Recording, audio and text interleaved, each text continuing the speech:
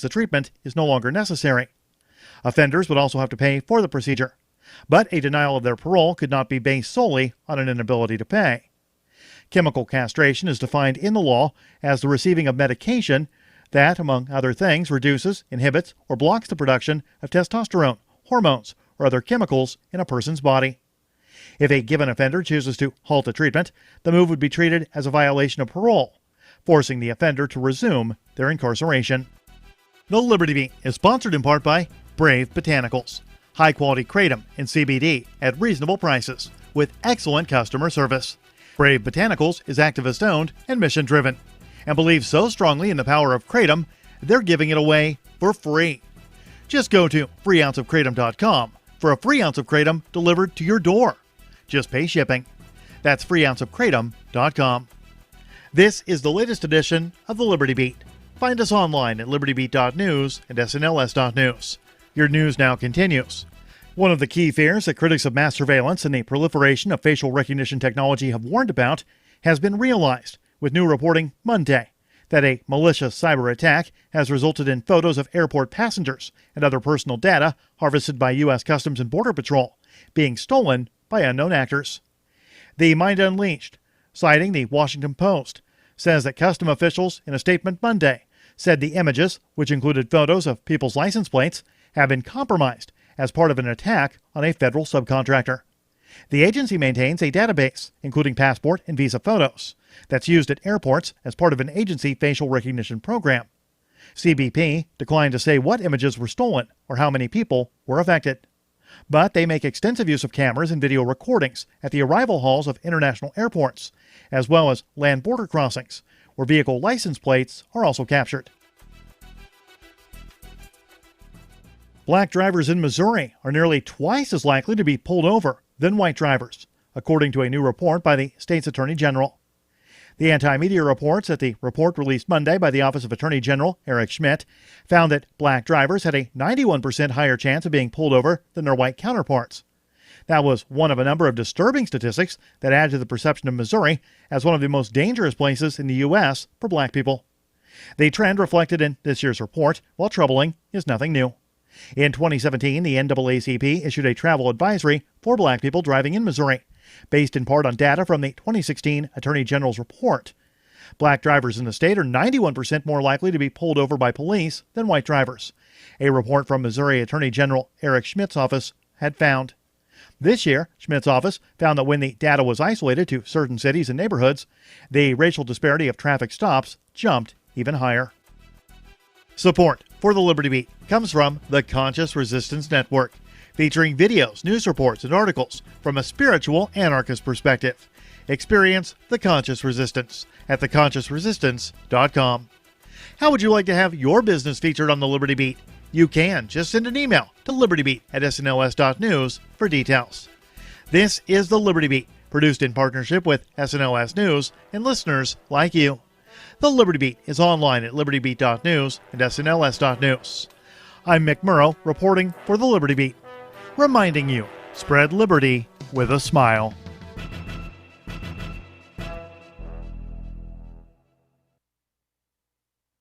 Coming up a little later, the 10 best careers for someone at your level of attractiveness. Oh, but right now we have something truly incredible for you. Kenneth Quinn is a real-life psychic medium who claims that he can communicate with dead acquaintances. He's written a new book. It's called Small Talk from Beyond, Speaking with Distant Relatives and Friends of Friends Who Have Passed. Hi, Good Kenneth. to see you. Now, Kenneth, you've written that you're able to connect people with the spirits of their old college professors or roommates that they didn't really know that well. When did you realize that you had this gift? Well, it was the day after my cousin's friend's wife's funeral. I was at home and I suddenly felt a presence in the room with me. And I heard a voice say, "It's Vicky. Vicky Solchek, Dale's wife." Wow. We made a Tim's birthday thing a while back, and we talked about how hard it is having a cat. Fascinating. This has been so amazing. This has been fabulous. Thank you, Kenneth Quinn, for being our guest. Stay with us, because coming up next, we're going to show you how to lose some of that excessive weight by constantly picking at your skin. This is the Onion News Network.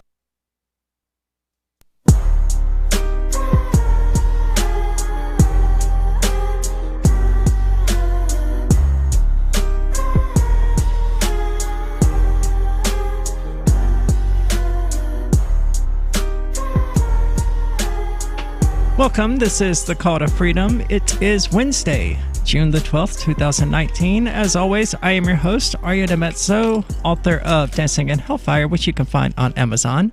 Joined as always in the studio by Michael Hampton from BitcoinHistory.com. And I've got to be honest, my brain is not here today. I do not know why I did not request the day off from work, and I do not know why I didn't have Ian just throw on a repeat, because there's a very long list of things that I have to do before, of course, leaving for Forkfest in the morning. A very short time for you to do them. Yeah, basically once I get off work tonight, I will get home about 1:30 in the morning, and then I have a lot of things to do, such as packing and all that. I couldn't do it yet because I had to wash laundry. Well, my laundry's in my car, hasn't been washed yet. I can do that tonight while at work, but, yeah, just a long list of things like that that had to be put off that I couldn't do yesterday when I was actually off.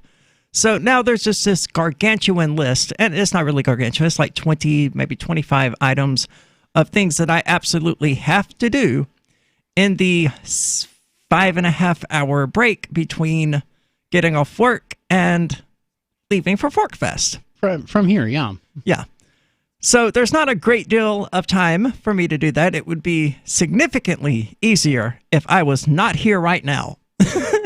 Yeah, why didn't we call off today? Well, I could have, and we still could, but we're here. So unless you're doing Free Talk Live tonight, it's just a giant inconvenience for you. Yeah, may as well do a show, right? Yeah, I mean, we're both here. Had to upload the podcast. Well, I had to, do LRN stuff anyway. In fact, awesome news.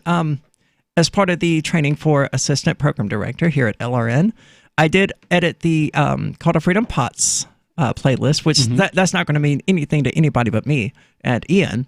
But I was able to edit that, took out the old live music beds, is how I would call them, because Will played them directly from his laptop and things like that. Right. The POTS feed is the remote show. So when we do remote, that's the one we call and have broadcasting, right? It's the CTF POTS playlist. That's all automated, and you don't have to worry about it. Well, we make it automated when we go off site. But in and of itself, no, it expects us to be here live. Each day has a list of things that it goes through and expects us to be here in the studio. So when we're not here in the studio, we have to go to those days and change them to from live in studio to live remote, essentially. So I was able to take care of that largely by myself. Took out the old opportunity for music beds that Will like to do, playing them directly from his laptop, putting in our new ones. I'm actually going to add some new ones since now I know how. There's no reason not to. It's not an inconvenience to Ian at this point. Yeah, now you can do it yourself. Yeah. So good stuff. I'd love to hear some new music beds. I would too. I like the ones we have, but more variety would be good. We've been asked on Twitch whether there will be vendors with food at Forkfest. I have no idea. Yeah, what I hear is there will be some vendors with food at Forkfest. It's but if you want to be absolutely sure, you better bring your own grill and prepare to grill out. Yeah, I will be taking my own food. Probably not grilling out because I'm not that picky of an eater, and I can't be bothered to put in the trouble. But there is a restaurant, and there are restaurants and like a Shaw's grocery store in town, which is like 2 miles up the road. So it's not like you're going to starve. No, you're certainly not going to.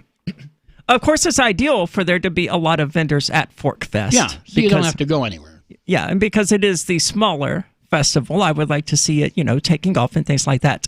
The big event, of course, isn't the food vendors or anything like that. It's the big gay dance party happening Monday night. I'm looking forward to that. There are so many possibilities we've been talking about in the Forkfest Telegram room. Yeah, what was this about you wearing a suit? Well, if we can find an assless suit, I will wear it. Oh my God. But and it's also contingent upon someone else, a dude, obviously, with very hairy legs, wearing one of my dresses. If all of those conditions, yeah. I love how when we were talking about this and somebody mentioned it, I was like, hey, I'll do this. And the person who brought this up was like, oh, yeah, I forgot about you. Yeah, obviously you would. Like, yeah. So it's going to be a great time. I honestly, all of that probably not likely to actually happen. I'm certainly not going to go out and rent a suit for this purpose, much less buy one. I'm all for joking around and stuff like that, but I'm not going to spend $80 to rent a suit for a joke. That's a bit overkill for me. Yeah, expensive. Yeah, for a joke, sure. $5, sure. I'd gladly spend $5. I've done $5 for jokes, but once it gets up to the once anything over $20, it's going to have to be a really funny joke, and it's going to have a really awesome reward. Going to the big gay dance party and assless chaps not likely to have a very large reward. Yeah, I don't see a whole lot of money in that. No, and of course people would just see it and be like, "Yep, that's Arya." Yeah, I know. Carry on. So all good things, all interesting things. I'm looking forward to it. God knows I need a vacation. Of course, I won't really be on vacation. I will be broadcasting Call to Freedom Live every day from Forkfest because we are on Saturdays and Sundays. However, since we're never in the studio, we just run refeeds of the Friday episode. But since I'm going to be there, and since I'm going to be, broadcasting in general, I might as well just do the Saturday and Sunday shows as well. Yeah, why not? Don't know what kind of co-hosts are going to be available for this. I know Rich will be there, and he'll always co-host it with me, so that's not a huge problem. Oh, yeah, he'll do it. But I'm sure we can find other people as well because it is a festival. Why not grab some random person and throw them on the air? Oh, yeah. If they're willing, obviously. So it's going to be a great time. I look forward to seeing a lot of people there. The best part of that, are you setting up in the media room like previous years with LRN? No. Or is it going to be somewhere else? As far as I'm aware, LRN has not reserved or rented the media room for Forkfest. So it will more likely be outside of some sort of camper-like system. Oh, okay. Okay. I don't know the exact details of it because I haven't asked. I imagine we'll find out when we're there. Yeah, find out when you're there. Yeah. There's a whole big thing about the media room and me and the equipment necessary to broadcast from Porkfest. I really dropped the ball on that whole thing, right? Uh-oh. Yeah. Well, yeah, it wasn't uh-oh. It was screwed up toward Roger Paxton. And again, Roger, if you're listening, I apologize for that. It just completely slipped my mind. I'm busy, but things like that shouldn't slip my mind. So he asked me if I was going to be willing to broadcast Call to Freedom from Porkfest, not Porkfest. Porkfest. Porkfest. Right. Yeah, the big one. And I was like, yeah, absolutely. And I got lined up for a few other events, and I was absolutely going to be there. But then the stuff with Ian happened.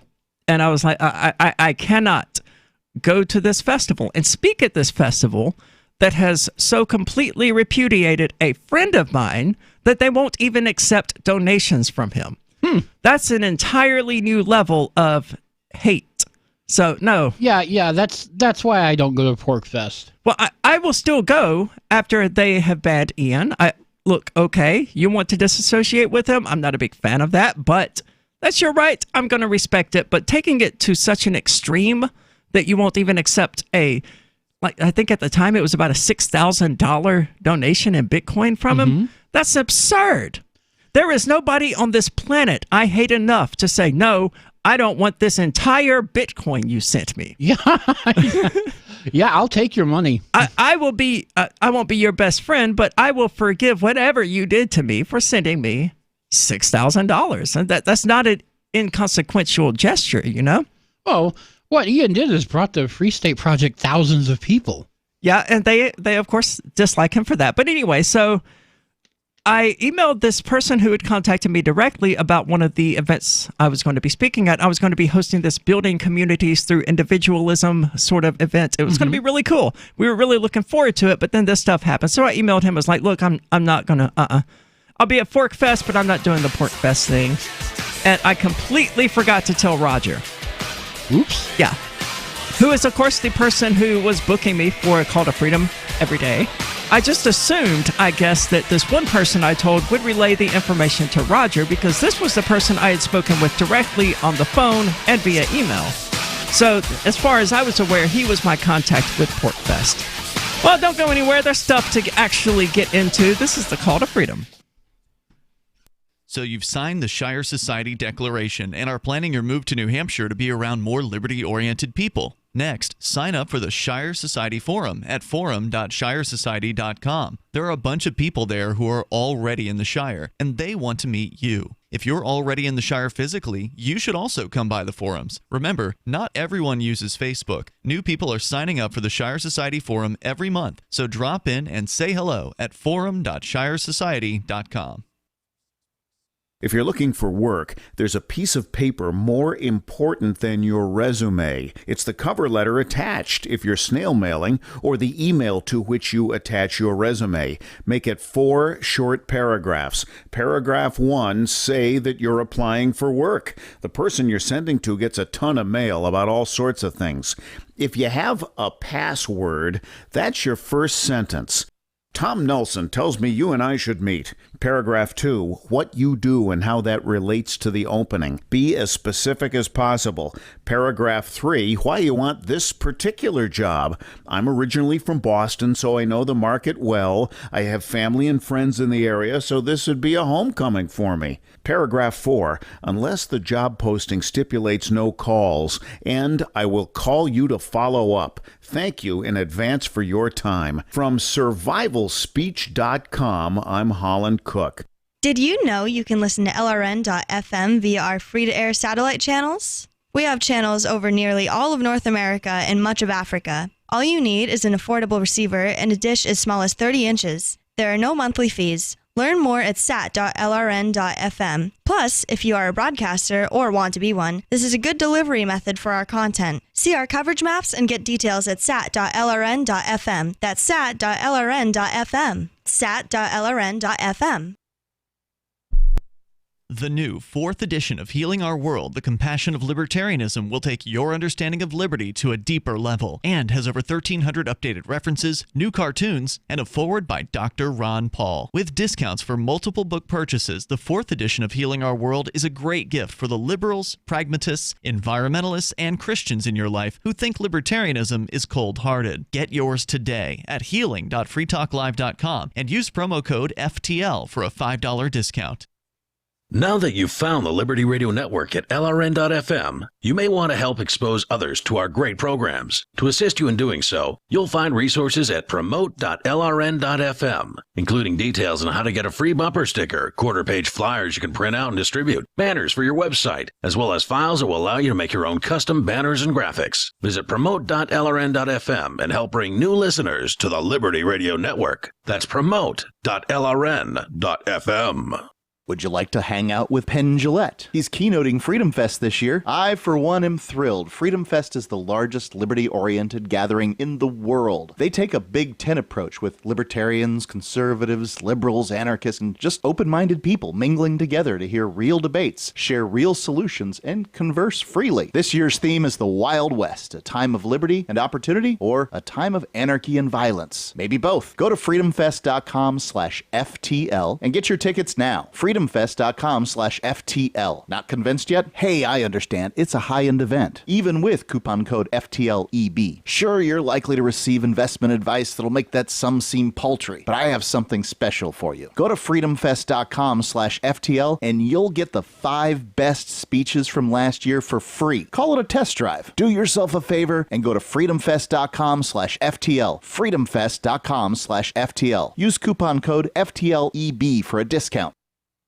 You can sign up to receive the latest about the Liberty Radio Network via our email updates at updates.lrn.fm. That's updates.lrn.fm.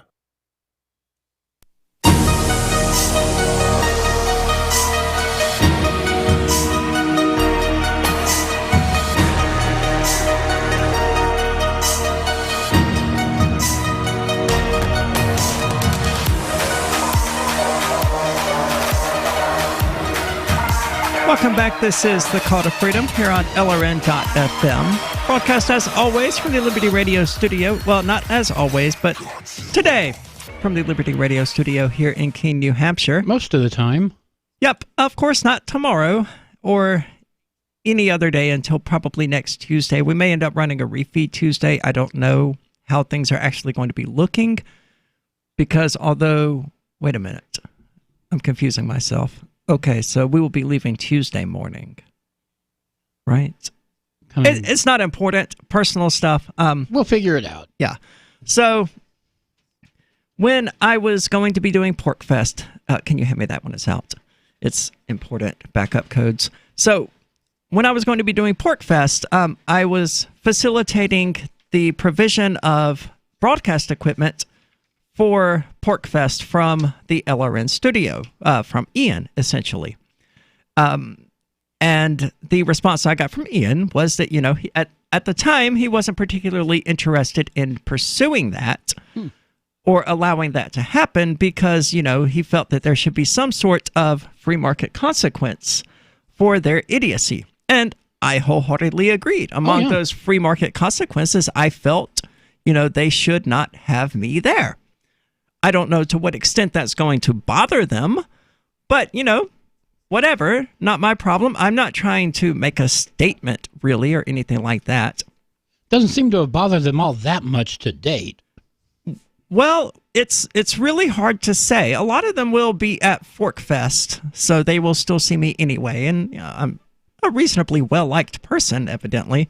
So I was supposed to be facilitating that, and I believe I communicated to Roger that Ian wasn't inclined to provide the equipment, and that I would check back after Ian had made up his mind within a few days. I don't remember exactly what I sent to him or anything like that, but again, I just completely dropped the ball and forgot to respond to him. Oh, shout out to Drew Frederick. My LGBT All Cops Are Bastards pins just arrived here at the studio. All right. Just arrived. Literally just arrived. Michael, you want some awesome little pins? Oh, yes, I'd love one. Are these all the same, or are they? They are all different. I, of course, want the one that says ACAB with a little rainbow. All cops are bastards. The rainbow porcupine's good, too. What does that say? Thanks, Drew Frederick. He has resigned from the Audacious Caucus, evidently. Feel free. Help yourself. And that's unfortunate because, anyway... So I neglected to tell Roger that I wasn't going to be attending PorkFest, much less providing the equipment for the media room, which is unfortunate because PorkFest, or the Free State Project overseeing PorkFest, had already rented said room. So I cost them money as a result of not informing them of what was going on. Oops. Although I believe that Roger has the equipment, he can bring his own and all of that and, get all of that worked out. But, all in all, not good. I screwed over Roger completely inadvertently by forgetting to tell him about this. So that's unfortunate, but so that's what happened with PorkFest. I don't intend to be there. I will be leaving Rogers Campground Tuesday morning-ish, I think. But whenever ForkFest is over. Yeah, ForkFest ends as PorkFest begins. I like ForkFest more than I do PorkFest because I'm not of the I'm going to go attend this seminar kind of person. Yeah, that's not my thing. I will give a seminar, but I'm not particularly inclined to go and sit through one unless it's somebody that I know personally or am a really large fan of. And that's the weird thing about this whole thing is that people that, a year and a half ago I was a really big fan of are now people who are friends. Yeah. And that's a weird position to be in. So the whole thing, ForkFest is of course more of a party. It's more of the PorkFest pre-party, but it does have little events. Not little, some of them are quite large, like the Big Gay Dance Party. It's going to be, it's going to be a thing. Looking forward to it. And of course, we will be broadcasting ForkFest from ForkFest on every day that we're there. I don't know what state of mind I will be in, but I'm going to broadcast anyway. Yeah. So it will not likely be FCC friendly or probably legal.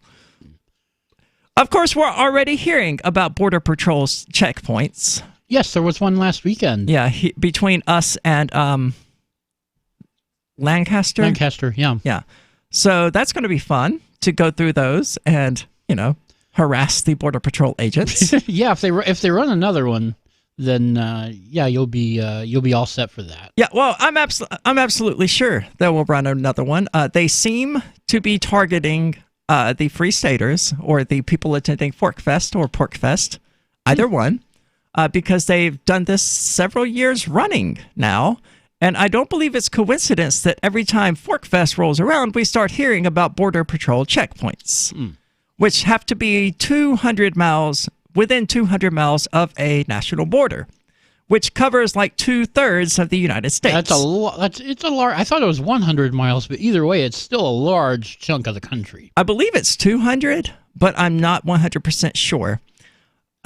It's an absurd number, absolutely. But you know, the cops do their cop thing, and we like to resist that and troll them. So I'm looking forward to it. The last year it happened, I wasn't able to go troll them at the checkpoint because I had just arrived when they were getting back from doing that. Or maybe it was the year prior. I don't really recall. Either way, this year I will be riding up with the people who do that sort of thing in the first place. So if something like that happens, I'll be right in it. And it's going to be live streamed to all sorts of places. Oh, yeah. I will. I actually like Cell 411. I would highly recommend people get it. It allows you to, join local cells, groups of people, and send out, communications to them in the event that you have car trouble or you're being harassed or being threatened, including being threatened by police. Now, the Waze app is something that you should use in tandem with this. This is what I'm doing presently to continue driving despite the fact that cops are looking for me. I have Cell 411, so if anything goes down, I hit that panic button. Yep. And it immediately notifies everybody in the Keen Activist Network, and it will notify my friends that I've added manually, as well as instantly start streaming to my YouTube channel, and to the Facebook page of Cell 411. Nice. So it won't be going anywhere. Yeah, no cops deleting that footage. No. So it's definitely a better way than recording it locally or something like that. I mean, it's not that I'm looking forward to it because they almost certainly will arrest me the next time they actually manage to get me, but it will be funny and it will be live streamed on the internet. Oh, yeah. And if you think that I'm funny now with what I say about cops, just wait until you see me when they pull me over at 2 o'clock in the morning. I just got off work. I'm tired. I'm angry. And I'm being harassed by these random people. Yeah. When it happens, it's going to be great. And, fixing the registration thing, it's not even going to make them stop. Anyway, there's news to get into, so don't go anywhere. This is the Call to Freedom.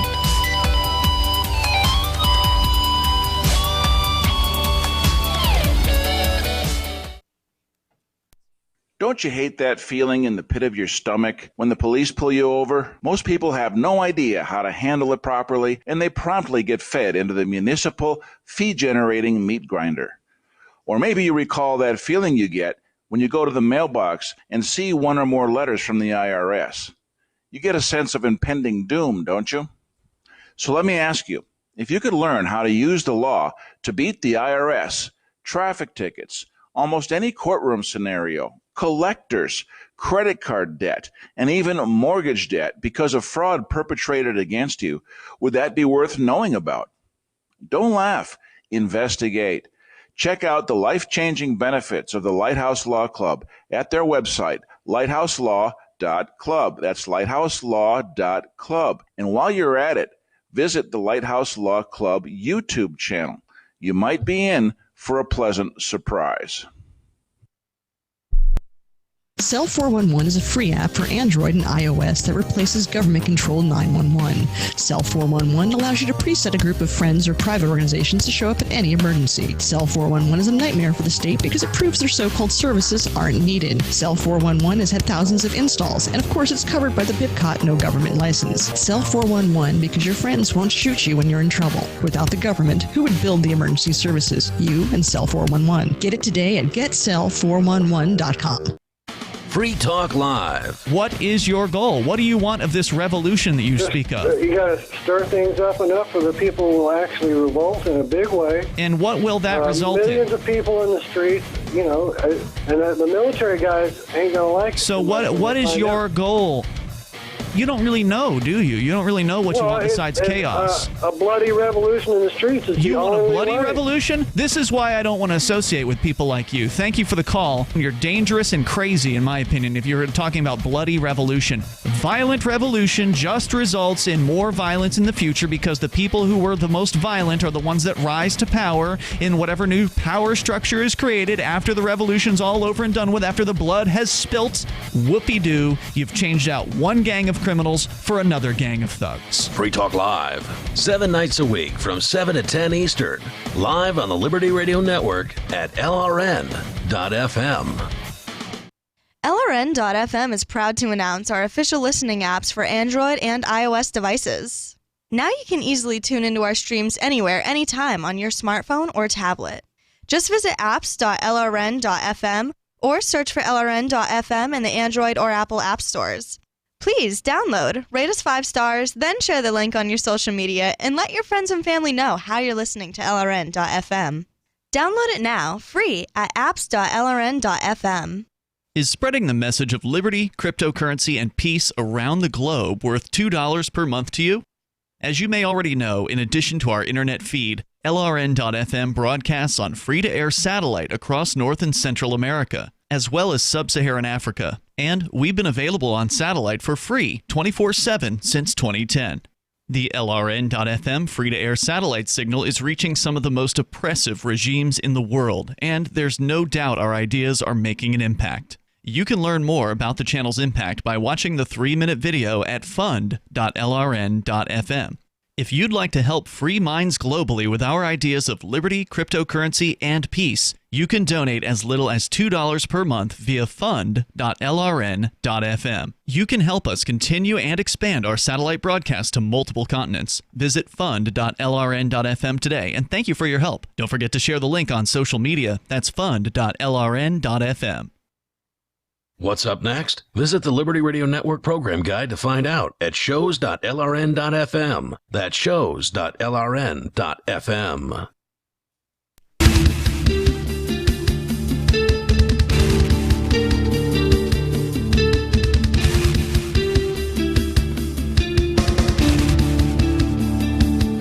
Welcome back. This is the Call to Freedom.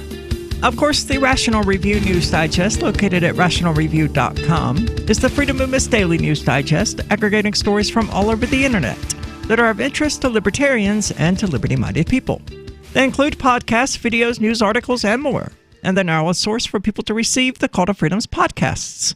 So be sure to check them out. Again, that's rationalreview.com.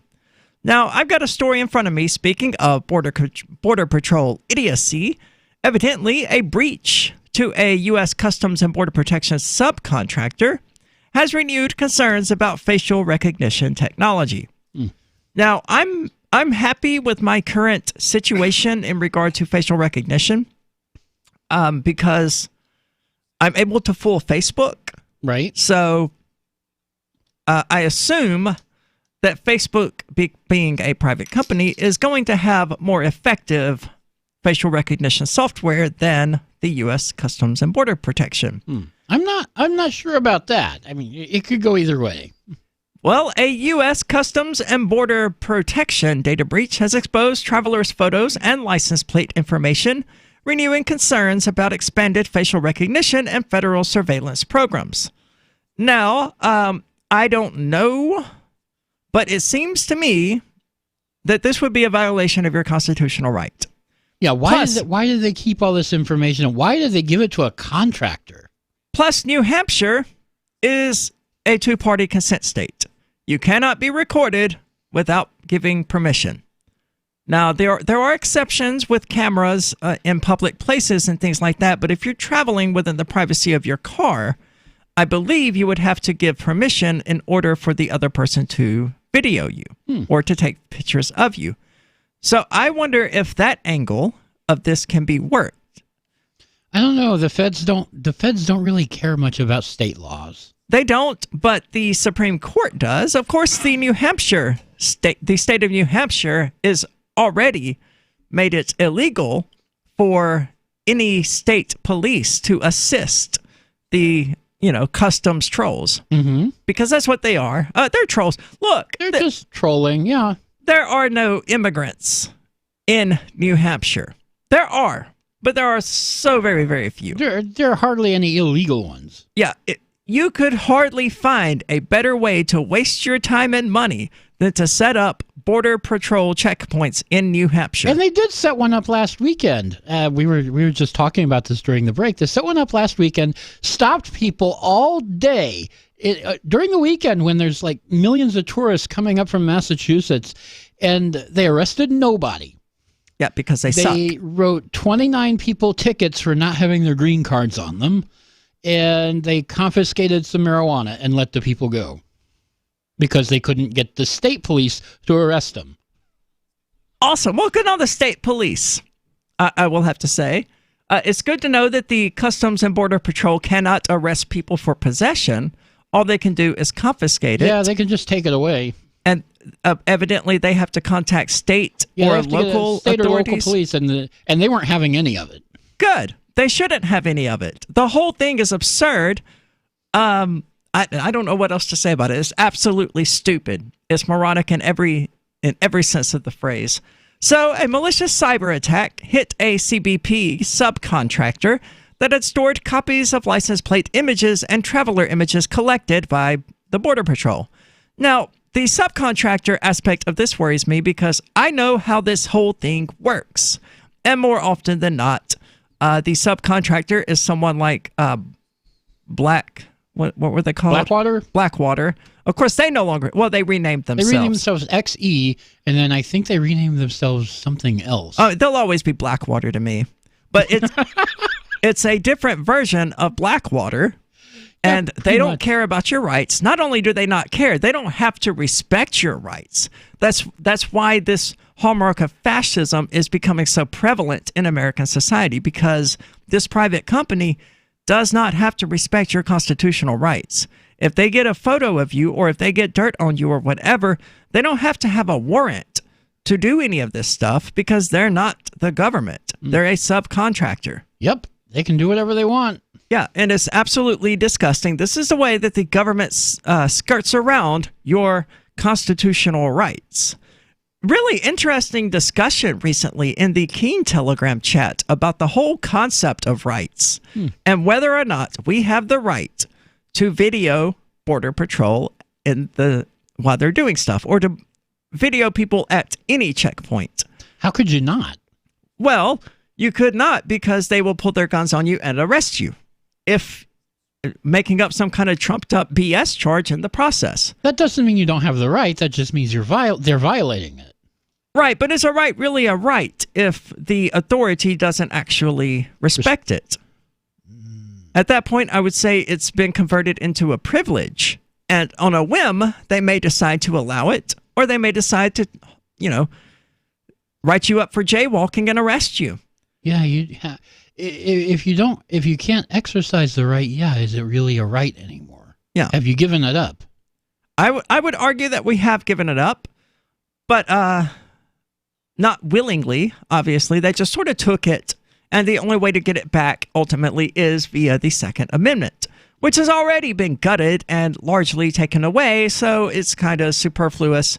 The only real way to fight back against the state now is through ideology. We have long passed the point that guns could work.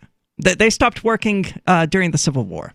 That was the point when the federal government became so powerful that no amount of revolution or rebellion would overthrow it, because their guns are simply so much better than what states can acquire or than what we, the people, can acquire. So it's a dead end. Even if it was a good idea, and I think it's a terrible idea, but even if it was a good idea, philosophically, to rebel against the state and overthrow it, it wouldn't be successful because, they have nukes. Look how much trouble they're still having in Afghanistan chasing people around the mountains. Well, they're not trying in Afghanistan, and that's the thing.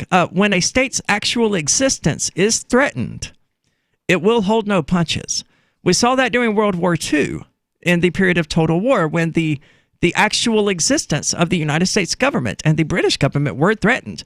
Everything became, justifiable in their eyes.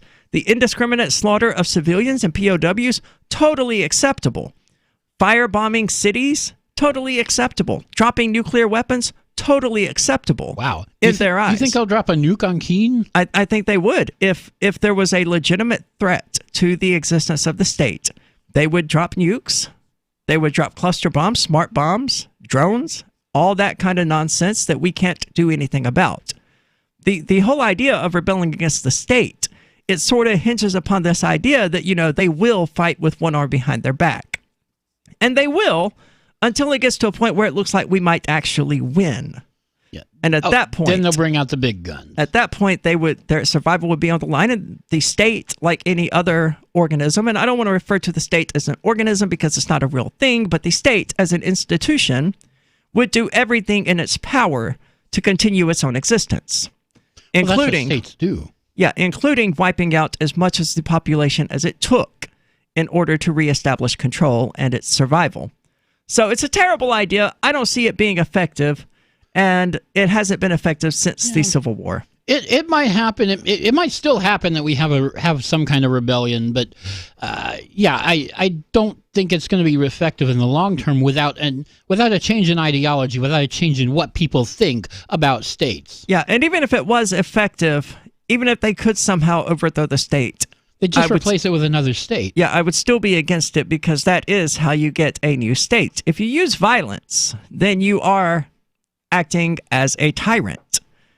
You know, you are, in my definition of the word, a state. Because a state can certainly be an autocrat.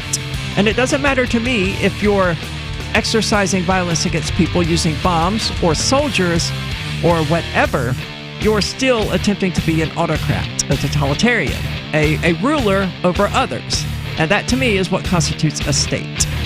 Don't go anywhere. There's more about the Customs and Border Patrol idiots, and we got to get into it because they are such a waste of time. Are you a cryptocurrency advocate? The Crypto Tip is the ideal outreach tool to help new people discover cryptocurrency. It's a printable business card-sized tip that you can give to service providers, preferably in addition to a good cash tip. When the server scans the QR code, it'll bring up an explanation of cryptocurrency, how to install a wallet, and allow them to claim the tip. If they don't claim the crypto, you get your tip refunded to you after a time period you specify. Plus, if they do claim the tip, you get an email alert. Create as many tips as you want at cryptotip.org. That's cryptotip.org. Hi, I'm Derek J. To me, an activist's calling is to actively work to advance a cause. The cause for which I work is personal freedom. I believe my life is best when I engage in voluntary interactions and self-government. I reject the idea that anyone else has a higher claim to my life or my body than I do. I see people who call themselves the government as a threat to my personal freedom. I realize you may feel differently, but my relationship with the people who call themselves the government is completely involuntary. If Starbucks used some of its money to drop bombs, I wouldn't shop there. So why would I support the American empire? The empire does not require my consent. Derek J's Victimless Crime Spree. Watch it for free and order the Director's Cut DVD at victimlesscrimespree.com. That's victimlesscrimespree.com. There are lots of ways to listen to Free Talk Live. Our podcast has been around since podcasts began, and now the FTL feed is loaded with content besides our full show archives. Did you know that we make it easy for you to customize your podcast subscriptions? We have different feeds, one that includes only our full shows, one with just the Daily Digest, and one with just the Edgington Post. You decide what you listen to. It's quick and easy to customize your feeds at feeds.freetalklive.com. That's feeds.freetalklive.com. Did you know you can legally exit the U.S. federal income tax system? Well, it's true, and thousands of American nationals are doing it. The 16th Amendment and the Internal Revenue Code are legal, but only in a limited jurisdiction. This is the basis behind the voluntary nature of the income tax. Learn the exit strategy provided by Congress. Find out more by visiting weissparis.com and watch our numerous videos. That's WEISSparis.com. LRN.FM now has a Discord. Discord is a free text and voice chat platform, and we now have our own server with a bunch of channels at discord.lrn.fm. You can join other listeners as they chat about various things during our live shows or anytime, day or night. Discord software is available cross-platform, so you can have it on whatever device you want and take your chats anywhere. Join our Discord at discord.lrn.fm. That's discord.lrn.fm. On Free Talk Live, we're bringing people to the ideas of liberty every day. From wrestling superstars like Glenn Jacobs. You guys really are having an impact, I believe. Like I said, a lot of where I am now is due to listening to Free Talk Live. You changed my mind on some very important issues years ago. To random people tuning in on the radio. I was kind of stuck in the left-right paradigm. I heard your show by chance on a Saturday night. From there, I went on, joined the Free State Project, and become an amplifier. So, I mean, that's really the reason why I amp is because I know that if it wasn't for you guys being on as many stations as you are, I never would have found the ideas of liberty. Your amp will directly change more lives by getting Free Talk Live in front of people looking for talk radio online and on the air. When you amp Free Talk Live, you get perks like access to the AMP-only Facebook group and AMP podcast. Visit amp.freetalklive.com. Join the LRN.FM Discord for live chat 24/7 at discord.lrn.fm. That's discord.lrn.fm.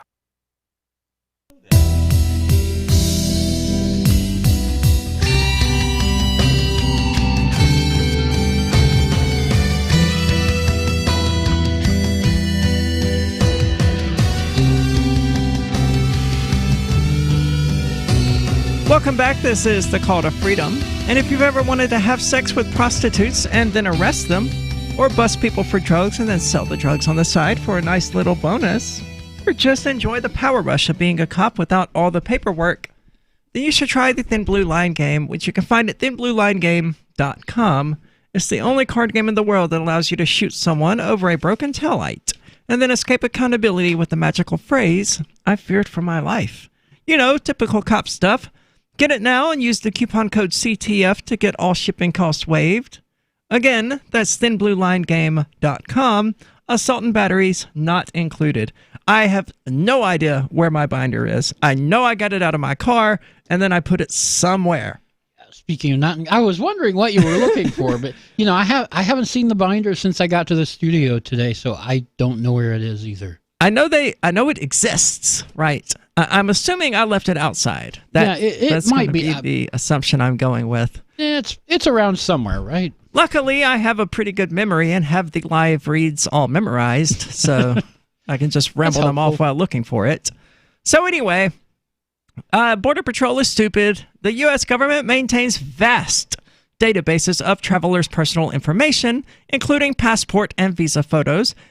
Now, all of this, and I hate to say this, but all of this, it sounds very much reminiscent of Nazi Germany or East Berlin following World War II. I mean, this was their thing, these identity checkpoints. And now, if you don't have to actually answer their questions when they ask you if you're an American citizen, you do not have to actually answer. The most they can actually detain you is for an hour, but you know, all of this is assuming that they're going to actually respect your rights. And they may not do that. You may end up like Pastor Steven Anderson, the transphobic nut job from Tempe, Arizona, I believe. Mm-hmm. Is this the guy who's got yanked out of his car through the window? Yes, the same guy. Also happens to be an extremely transphobic pastor. So I was actually surprised to learn it was the same person. But yeah, he got pulled through his window, got the crap beaten out of him. This is an American citizen traveling through an American state. Right, on the freeway. Yeah. Not at a border. So all of this conversation, it's assuming that cops are going to, because they're cops, are going to respect your rights in the first place. And they may or may not. Live streaming it certainly helps to entice them to respect your rights. Yeah, when they know they can't delete the evidence, then yeah, they behave a little better. Yeah, it's certainly not enough to be like, oh, I'm recording this, because then they can just throw your phone off the mountain or whatever. But if you're like, oh, this is being live streamed to Facebook and YouTube and Twitch. And everywhere. Well, it's going to be really hard with a mobile connection to stream to more than 3 sources. Yeah, more than that's 3 destinations, rather. But yeah, I mean, from there, it can certainly be shared wherever. It's going to be downloaded. If you're streaming to Twitch and a cop harasses you and grabs your cell phone from you and throws it, oh my God, it's going to get shared all over the internet. Oh yeah, that will go everywhere. So all of this technology, it helps to avoid cops. And this was what I was getting at a moment ago in regard to Cell 411 and the Waze application. Waze, you can use, that's W-A-Z-E, when you're traveling, you can mark police. Ideally when they're sitting there doing nothing, because if you see a cop traveling from one place to another, marking them it's actually not going helpful, to no, it's going to be more misleading than anything. When they're sitting there in the median or on the shoulder running a speed trap, that's when you want to tag them. Were you the one who tagged the cop the other day? No, I wasn't. Interesting. Well, it was right before you got here, or about 10 minutes before you got here, so the timing seemed about right. And then suddenly when I was going to drive home, I always open Waze now because the cops are trying to get me. You're not paranoid if they're actually out to get you. Yep, so I pulled it open, looked to see if there were cops. I was like, oh, yeah, there's a cop right there. Okay, I'm going this other way. So convenient. Highly recommend it. But, of course, if they do, it only works if people report them when they see them. Yeah. If people aren't doing that, it's not effective. So the more people we get using the Waze application, the more powerful and potent of a tool it becomes. Oh, yeah. There's a lot of people using it now. I imagine that most of our listeners here have heard of Waze, at least. But yeah, if you're using it every trip and you tap the screen every time you see a cop, then well, I don't know about every time you see a cop. Every time you see a cop sitting by the side of the highway. Yeah. And if the other thing is, when you see a cop come up on Waze, it's going to ask you, is this cop still there? Right. And you can say yes or no. Yeah. I ended up confirming that one had left because you have to go through that roundabout to get out of Keene. Almost have to. You can avoid it, but by then you're going to be getting onto actually Main Street or Washington Street or Court Street, all of which are regularly visited by even more cops. Yeah. So the prospect of facing one Keene PD officer versus a state trooper or several Keene PD officers, for me, it was a no-brainer. Just go through the roundabout, shoot over there, get onto Grove Street, take the back roads home. Simple, quick, easy. So he was actually gone when I came through there, so I made a note of that. It popped up asking, I think it was, or it wanted me to click him. I don't remember exactly the mechanism it used, but it got my attention one way or the other, and I was like, nope, he's gone now. So it's a really cool piece of software. I wish more people in Keene used it. I suspect it's probably per capita more used here than anywhere else in the world. It probably is. Similarly to how cryptocurrency is used per capita here, and almost in raw numbers more than it is anywhere else in the world. I mean, Keene is the crypto mecca. Oh, yeah.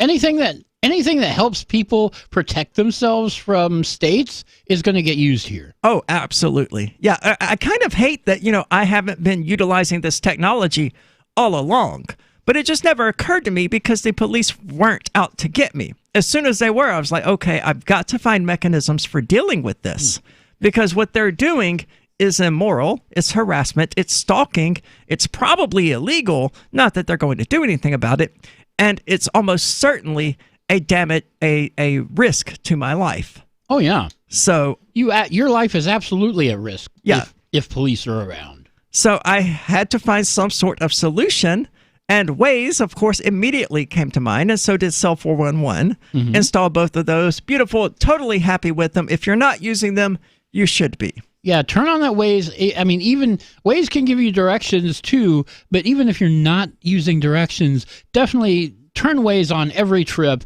just in case. Yeah, it can also be used as a ride-sharing service. Oh, yeah. For those people in larger towns and cities. I've actually got it activated on mine. I would almost certainly decline any ride that happened to be, even if it was along the way, simply because I really don't want to deal with that. But it's there for people who want to drive for Uber but don't want to go through the whole registration process. And all of the red tape and stuff that they're now dealing with, or Lyft, or whichever one of these other ones. Just drive directly for Waze. Hey, it's easier. I didn't even know they had a thing like that. They do. My car is listed there as available for rides at these specific times, depending on where I'm going to, if I'm going to work or if I'm going home from work. I'm damn sure not picking up any random ride sharer at 2:30 in the morning. Yeah, probably not. But other than that, I would probably be willing to if they seemed above the board. And if they're using Waze, they're probably above the board. Probably. And I realize what a bizarre statement that is to make, that a person using an application that helps to avoid the police is probably not involved in any sort of nefarious, I always do that, activity. They may be. They might. I mean, even cops can use Waze, so. That's a scary thought. Because they can just flag themselves as not there anymore. Yeah, but Waze has some. I remember hearing something about that a couple years back. I'll have to look it up again. But yeah, we definitely have to look into that. Pretty sure they flag cops on Waze and discount their. Very cool. I mean, it certainly wouldn't be hard to identify. Oh, this is the phone belonging to this cop. According to this person who flagged this person as a cop, and now we see this Waze application opened over here. Almost certainly this belongs to the cop. Yeah, so, I'll see what I can find out next break. Yeah, interesting. That never even occurred to me that cops could use Waze too. Not a big fan of that. Well, can we make it illegal for cops to use software that is designed to avoid cops? Yeah, well, I don't know. Cops can eat food too, so. Yeah, that should probably also be illegal. This is the Call to Freedom. Don't go anywhere. There's so much more to discuss, and we're going to continue on with it, even though my brain isn't really here. This is the Call to Freedom. The Free State Project has reached its goal of 20,000 liberty lovers who've pledged to move to New Hampshire and get active to achieve liberty in our lifetime. Perhaps you're trying to figure out what part of New Hampshire should be your destination. If so, consider Keene. You'll find more than 150 reasons to move to Keene at move.freekeene.com. Keene is famous for its historic, publicity-generating activism, as well as being the liberty media capital of the world. It's home to freekeene.com, New Hampshire's destination for liberty activism, news, and opinion. For years, we've been compiling over 150 reasons to move to Keene at move.freekeene.com, where you'll learn about some of what's happening here and what makes Keene a great place to live. If you love liberty, you'll probably enjoy anywhere you end up in the Shire. But do your due diligence first. Please visit move.freekeene.com for the full list of over 150 reasons to move to Keene. That's move.freekeene.com. The LRN.FM social media channels have been revamped. We've eliminated Facebook and focused on other platforms like Twitter and Mastodon, the decentralized alternative to Twitter. On our accounts, you'll find posts from multiple LRN.FM show hosts together in one place. Follow us on Twitter at twitter.lrn.fm, or better yet, move to the decentralized Mastodon social media platform at toot.lrn.fm, toot.lrn.fm. I think you'll like it. Free speech is protected on the internet, right? Not always. Government agencies try to limit free speech and commerce on the net. Luckily, when they do, the Institute for Justice is there to defend your First Amendment right to free speech. IJ helped set the first federal precedent for internet free speech in 1999, and ever since has worked to prevent unconstitutional roadblocks in cyberspace. Visit our website today at ij.org. More of the Call to Freedom is coming up next, live after the news on the Liberty Radio Network at This is the Liberty Beat, your daily source for liberty news and activist updates. Produced in partnership with SNLS News and listeners like you. Online at libertybeat.news and snls.news. I'm Mick Murrow with your latest edition of the Liberty Beat. Gold is trading at $1,327. Silver at $14.73, and Bitcoin is trading around $7,900. Today's prices are brought to you by InnoScale. Take off with Managed Cloud.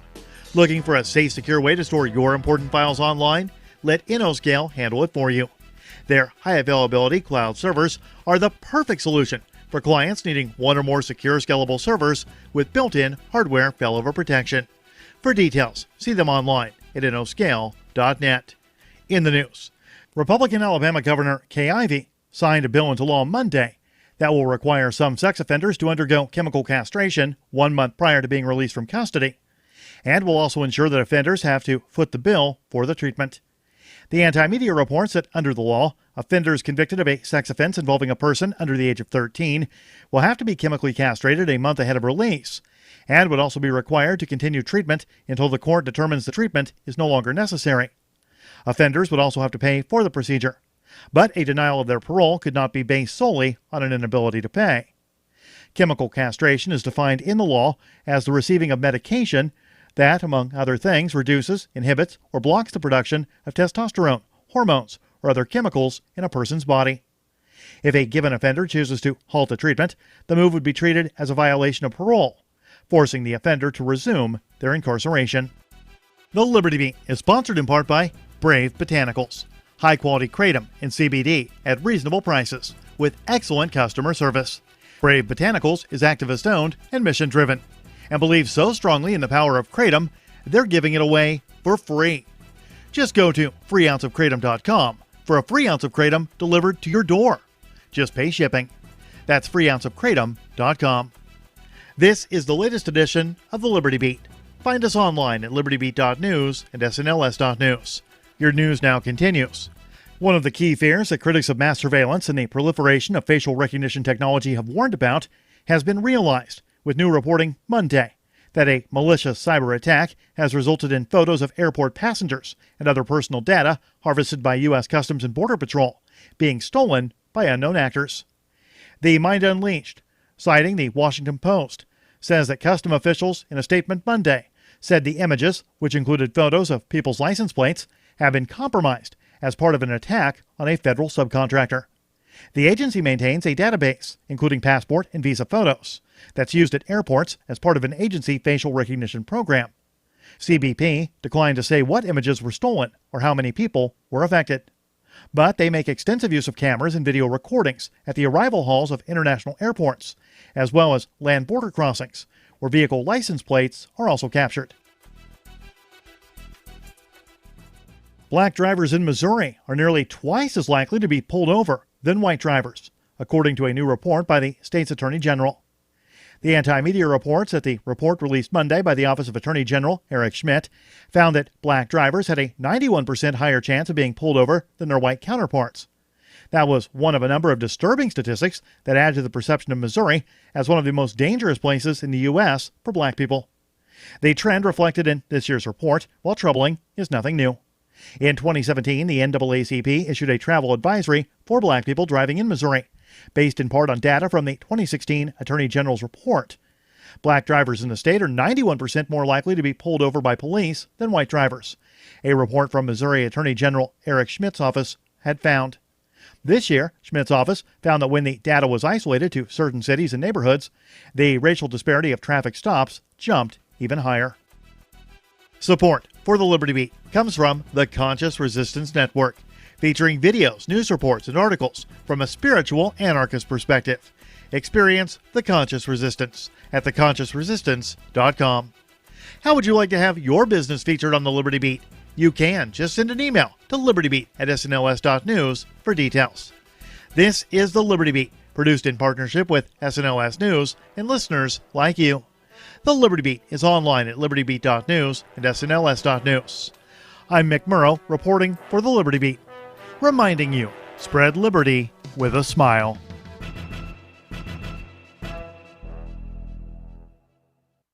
You are nothing more than the reflection of a grim, pitiless world, and this is The Onion Week in Review. Following the Supreme Court's ruling on same-sex marriage this week, overjoyed gay couples in Florida rushed out of their homes to have their marriages denied to them. Homosexual couples throughout the southern state told reporters they were ecstatic over the landmark decision supporting gay rights and said they couldn't wait to wait in line and have their requests to be wed rejected by their home state. And in science news, scientists probably discovered a frog or something. They're always doing that sort of shit. In other news, an 8-year-old boy boy surprises his Marine father during a firefight in Afghanistan. Johnny Depp is now physically unable to walk unless whimsically teeter-tottering across a rolling log, wobbly plank, or swaying beam. And Silvio Berlusconi is transferred to a steamy, all-female penitentiary. If you're seeking a celebrity interview, stay away from that bastard Tobey Maguire, who apparently can't even pick up a phone to say he has a schedule conflict and won't be able to make it into the studio. For more, keep checking theonion.com.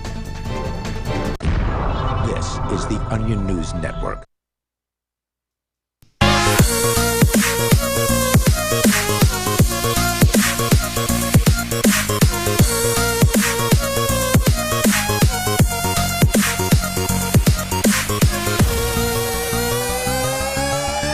Welcome back. This is The Call to Freedom here on LRN.FM.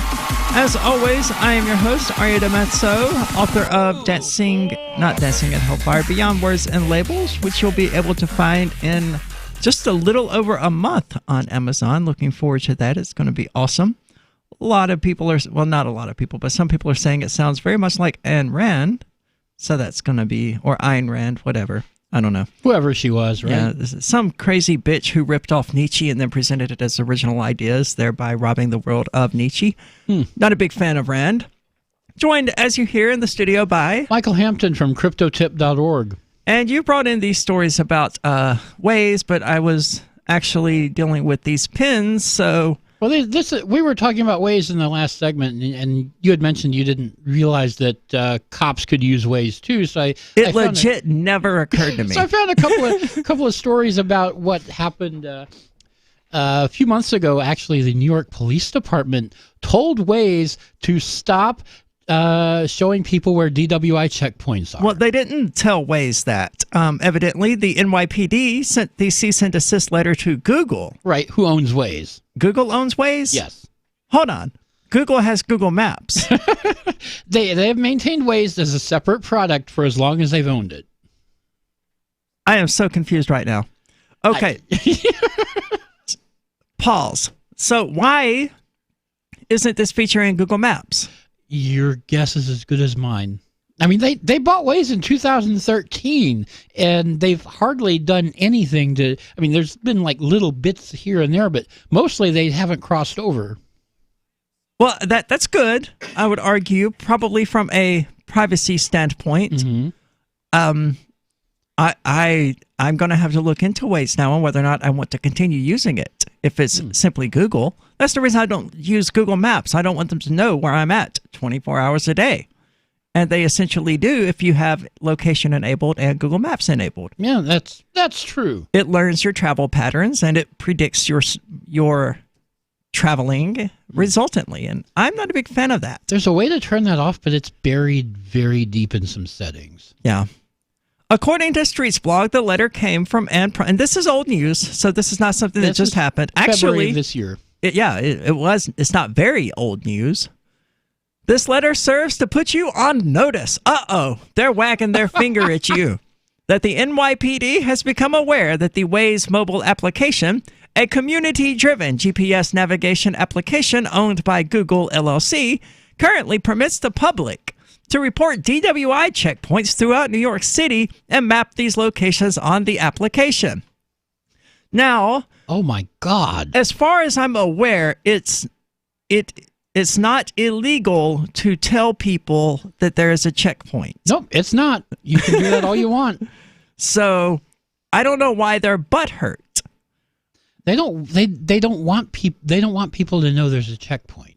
Now, the checkpoints are such an enormous problem because, I mean, they're just ripe for rights violations. There was several cases in Tennessee not too long ago of various checkpoints. They weren't done by Border Patrol, but they were DWI checkpoints done by state and local police, where they are legally required to provide you with notice that a checkpoint is coming up, and they are legally required to have some road nearby that you could turn around on. Yeah.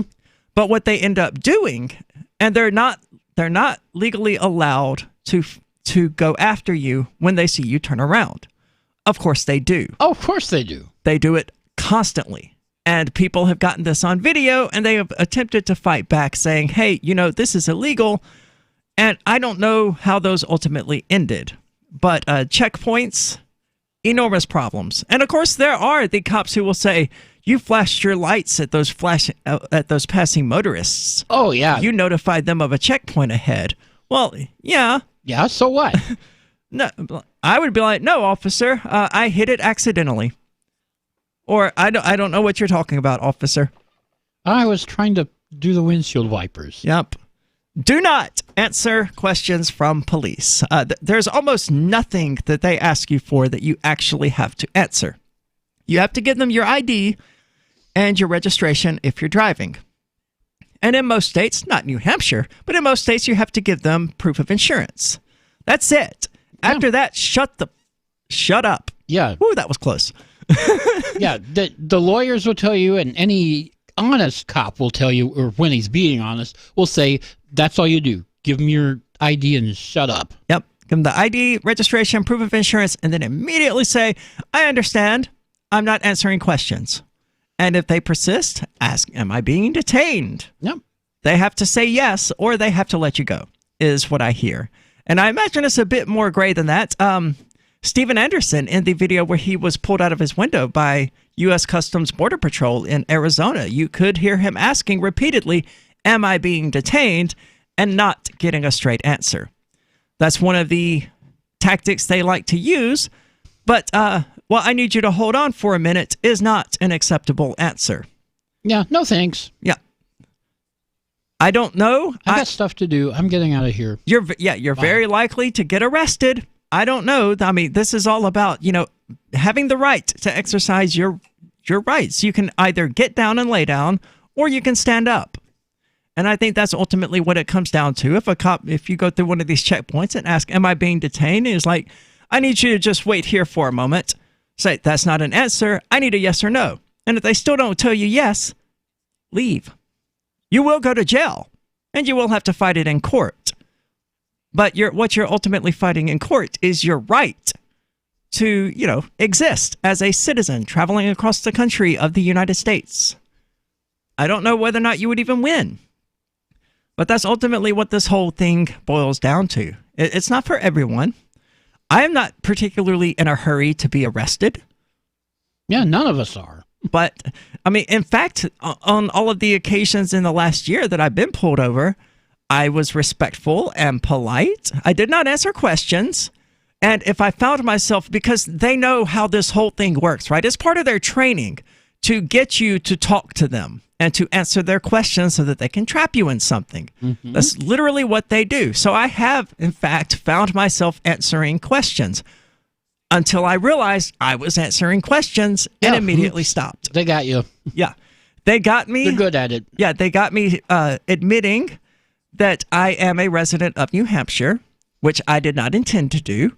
They got me sort of admitting that, in fact. I said, I'm a dual resident of Mississippi and New Hampshire. And they're like, "Well, you're not allowed to do that. When was the last time you were in Mississippi?" I was like, "A couple of weeks ago." It was like, "All right, I'll be back home in a moment." And of course, that wasn't true. But hey, they can lie to me. I'm going to lie to them. He can't prove I wasn't in Mississippi. No one can. Yeah. So I can make the assertion all I want. This is a hologram you're watching from the Keene Studio, or this is a replica of the Keene Studio built in Mississippi. Or we're not actually in Keene and never were. Or this is a pre-recorded video. There's all sorts of ways that, I could have wiggled out from under that. But I did find myself saying that, I lived in New Hampshire, and that was stupid. As soon as I realized that, he left to go do something on his stupid radio, and I realized, oh my God, I just answered a cop's questions. Oops. Yeah. And this was all on camera, by the way. Luckily, this was in the Route 101 Goods parking lot. Mm-hmm. So if things had went south, it was all on video. They weren't going to be able to confiscate it from Route 101 Goods before Chris got it online. Right. That's Chris Reitman, one of the hosts of Free Talk Live. I think he's on Thursday nights. Yeah, he usually does Thursday night. So the whole thing was interesting. It's always a learning experience when dealing with cops because you do want to assert your rights. You absolutely do. You don't want to allow them to bully you or to pressure you into doing things that you're not comfortable with. You have all sorts of rights when dealing with police. This isn't to say they will respect them, but you do have the rights. So if you run into trouble for it, you at least have some legal standing when you seek out an attorney over it. The whole thing is stupid. I hate checkpoints. They do not belong in a free society. No, absolutely not. And I think the presence of these checkpoints is probably the greatest indicator that we do not have a free society. Oh, and they don't work either. They don't work. They're totally a waste of time.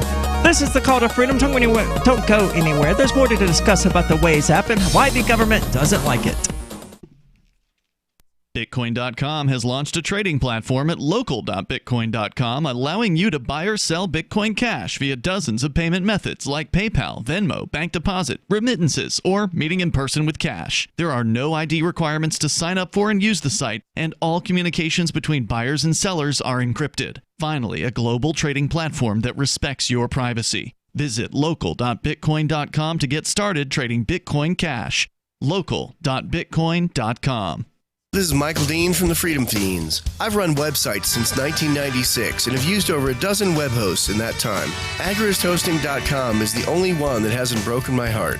Agrist Hosting's uptime and service is stellar, and their DDoS mitigation is the best I've seen. That's important because if you tell the truth in this world, you'll ruffle feathers. And some people will try dirty tricks to silence your voice. No matter what the haters hit us with, Agrist Hosting keeps our websites online. If you have a mission-critical commercial presence or a world-changing activism site, you cannot tolerate any skullduggery. So go with AgristHosting.com. Have a WordPress or blog site, but you're not satisfied with performance or uptime? Or just want raw hosting? Want to pay with Bitcoin? Agrist Hosting specializes in high-performance hosting with personalized service. Go to AgristHosting.com and click on the button that says Get Hosted. That's AgristHosting.com. Imagine someone in your community getting in their car, turning on the radio, and hearing the Liberty Radio Network. You can make that vision a reality with your own micro radio station. Visit broadcast.lrn.fm to learn how you can put our programs on the air in your area. You can have LRN.FM running around the clock, and you can even add in your own local shows. Building a radio station is simple, but programming isn't. That's where LRN.FM comes in. Learn more at broadcast.lrn.fm. That's broadcast.lrn.fm. I'm a little obsessed with My Magic Mud. Several years ago, I met Jessica Armand, the founder and CEO of My Magic Mud, and I didn't even know my teeth were coffee stained. A week's worth of use convinced me, and now I use it every 3 or 4 days. It's clinically proven to whiten teeth, and I think it cleans better too. My Magic Mud's available at most local health food stores, Sprouts, Natural Grocers, CVS, Walmart's Natural Beauty Aisle, but I can get it for you for 20% off with coupon code FTL20 at mymagicmud.com. FTL20 mymagicmud.com.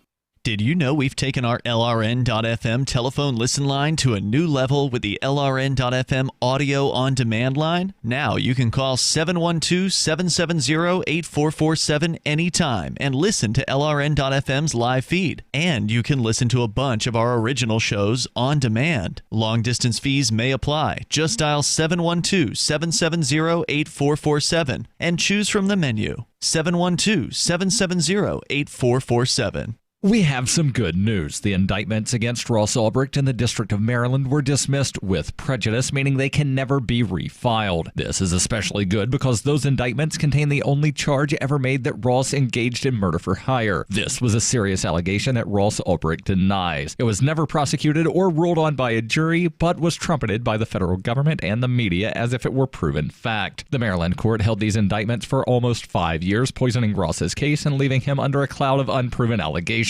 As explained in Ross's appeal to the Supreme Court, the fact that the judge used these allegations to give Ross a draconian sentence of double life without parole violated his Sixth Amendment right to a jury trial. Judges are required to issue sentences based on convictions decided by a jury, not unproven allegations never even charged at trial. Although this is a positive development, the dropped indictment will not set Ross free. Now, a presidential pardon is Ross's only hope of freedom. Sign the petition at freeross.org. freeross.org.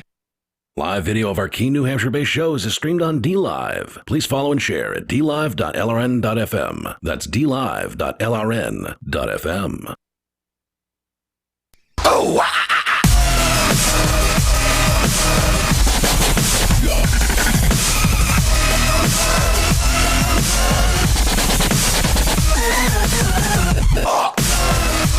Welcome back. This is the Call to Freedom here on LRN.FM. As always, you're invited to give us a call at 603-283-6160. Again, that's 603-283-6160. Or you can use the Discord calling lines, which you can find at discord.lrn.fm.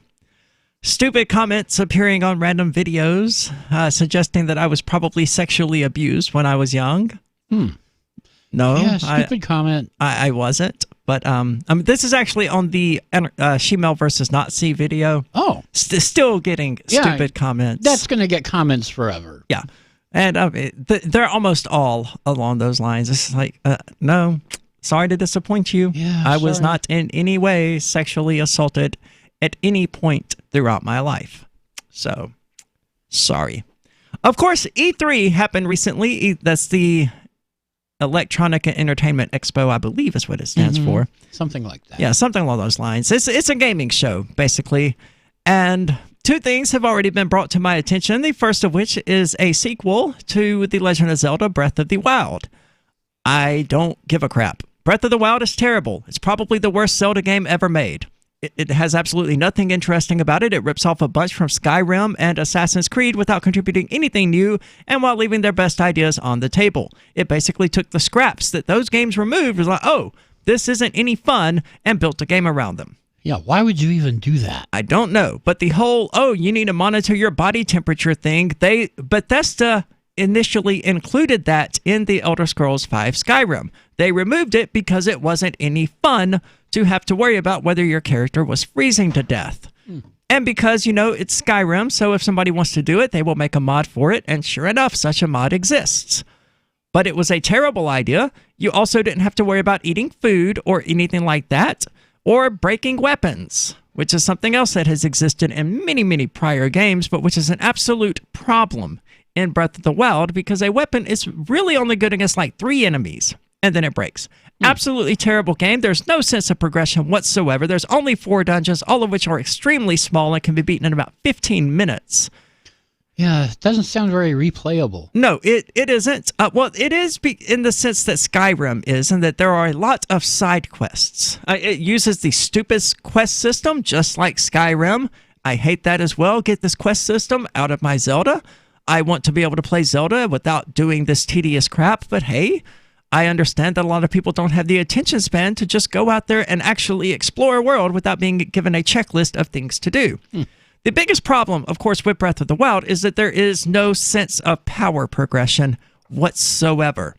You have to complete there are hundreds of shrines, as I understand them, and they're just puzzles. They're not dungeons. It's just a puzzle. Puzzles are not anyone's favorite part of Zelda games, Nintendo. We hate the puzzles. We tolerate them because we're used to them, but we don't like them. They're just there. And there are hundreds of these in Breath of the Wild. And when you complete one, you get a spirit orb. And you get the spirit orb. When you get 4 of them, you can trade it for a tiny little bit more of stamina, which allows you to run or climb longer, or for a new heart container.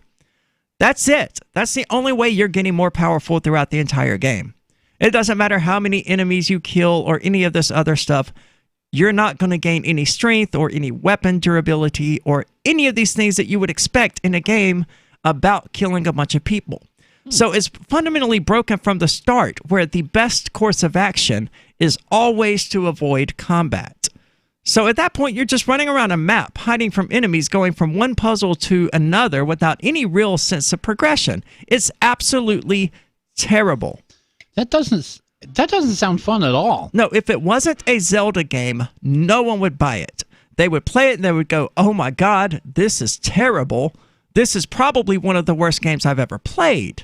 But no, it's got that magical name on it, so all of these problems get, just completely washed over. You don't even really get new items. I mean, that's always been key about Zelda, is exploring, getting new items, and exploring some more. You get bombs, and then suddenly, oh, look, I can bomb all of these passageways open and see what's over there. You get a candle. Ooh, I can burn bushes and see what's over there. All of these things do not exist in Breath of the Wild. Or if they do, you get them from the beginning, and that's it. There's nothing else for you to discover. you're not going to suddenly get some new hook shot or something like that that would allow you to explore new areas like you would in previous Zelda games. So this whole sense of exploration and all of that people are raving about is just not there. What are they thinking? I don't know, but people loved it. And why do people love it? Because it's got Zelda in the name, so they don't see it. They don't see the problems with it.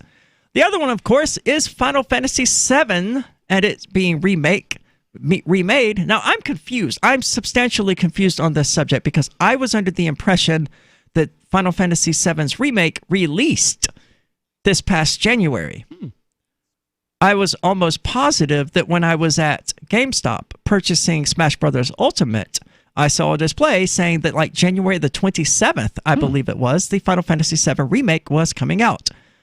I have no interest in the Final Fantasy VII remake either, because according to Square Enix, it contains 2 Blu-ray DVDs worth of content. I don't know about you, but I have better things to do with my life than to relive a story that is going to take me 300 hours to do. And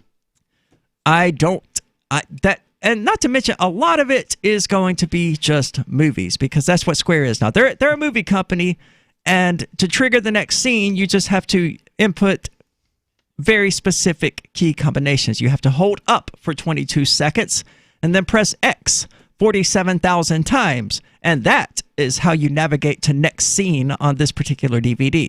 You know, they could definitely write a movie player that worked a little better than that. Yeah, well, that's all the Final Fantasy games have been in recent years. You just hold up, you press A lot, and then it triggers the next movie scene. Then you hold up some more, and it triggers the next movie scene. It's got exactly the same level of interaction in it as a DVD menu. Why? I don't know.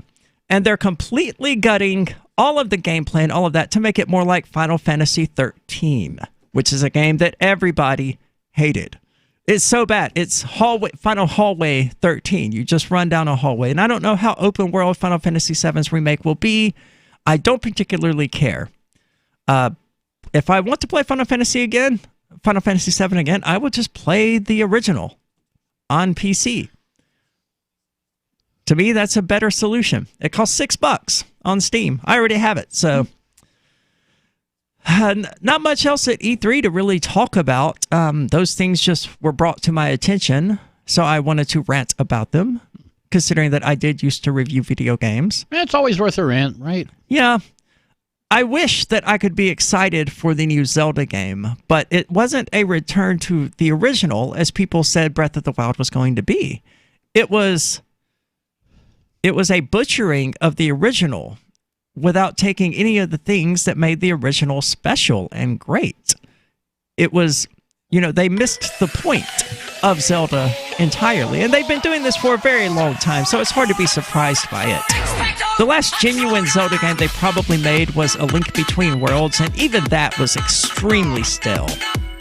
Anyway, there's stuff to get into. I need to get back to the Waze app. This is the Call to Freedom.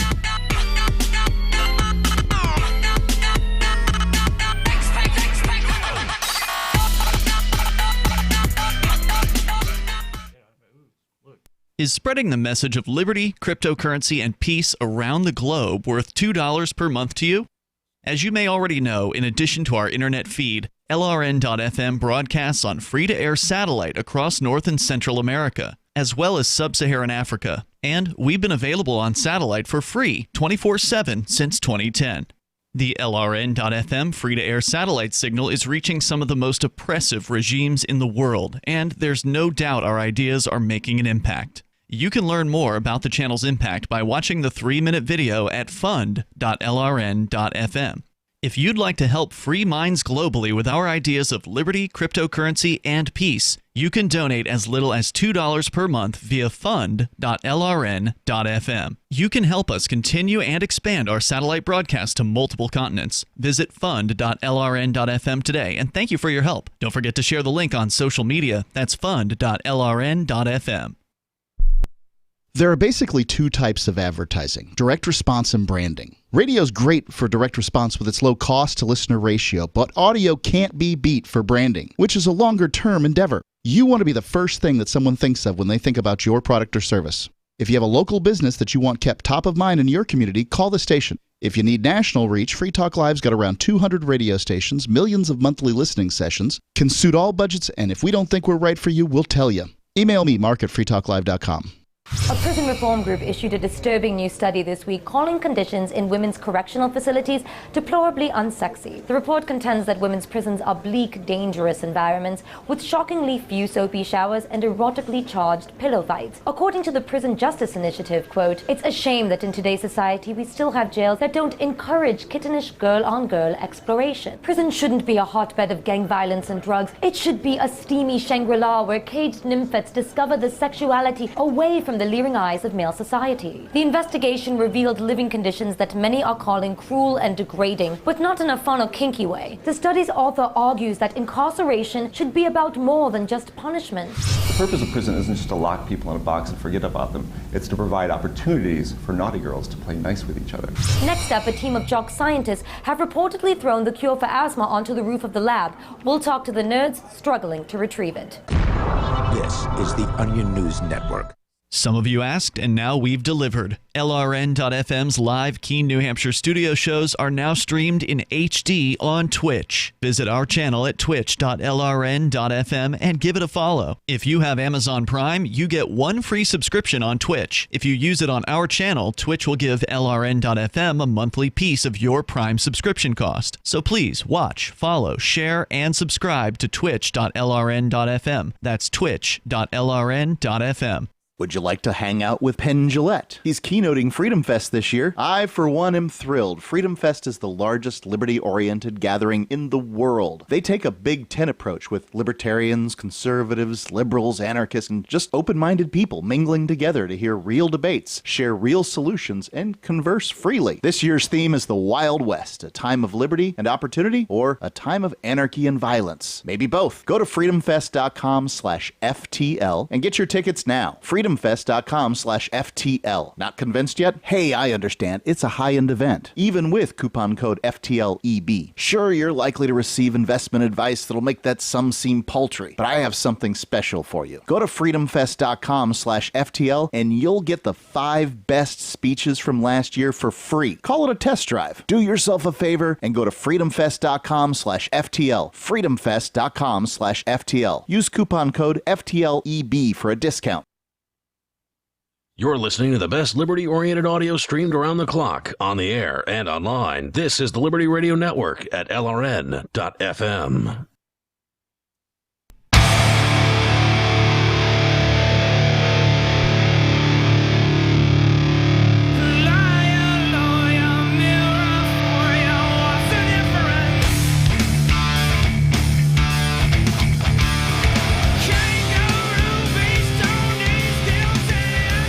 Welcome back. This is The Call to Freedom here on LRN.FM. And I'd like to invite you to check us out on social media.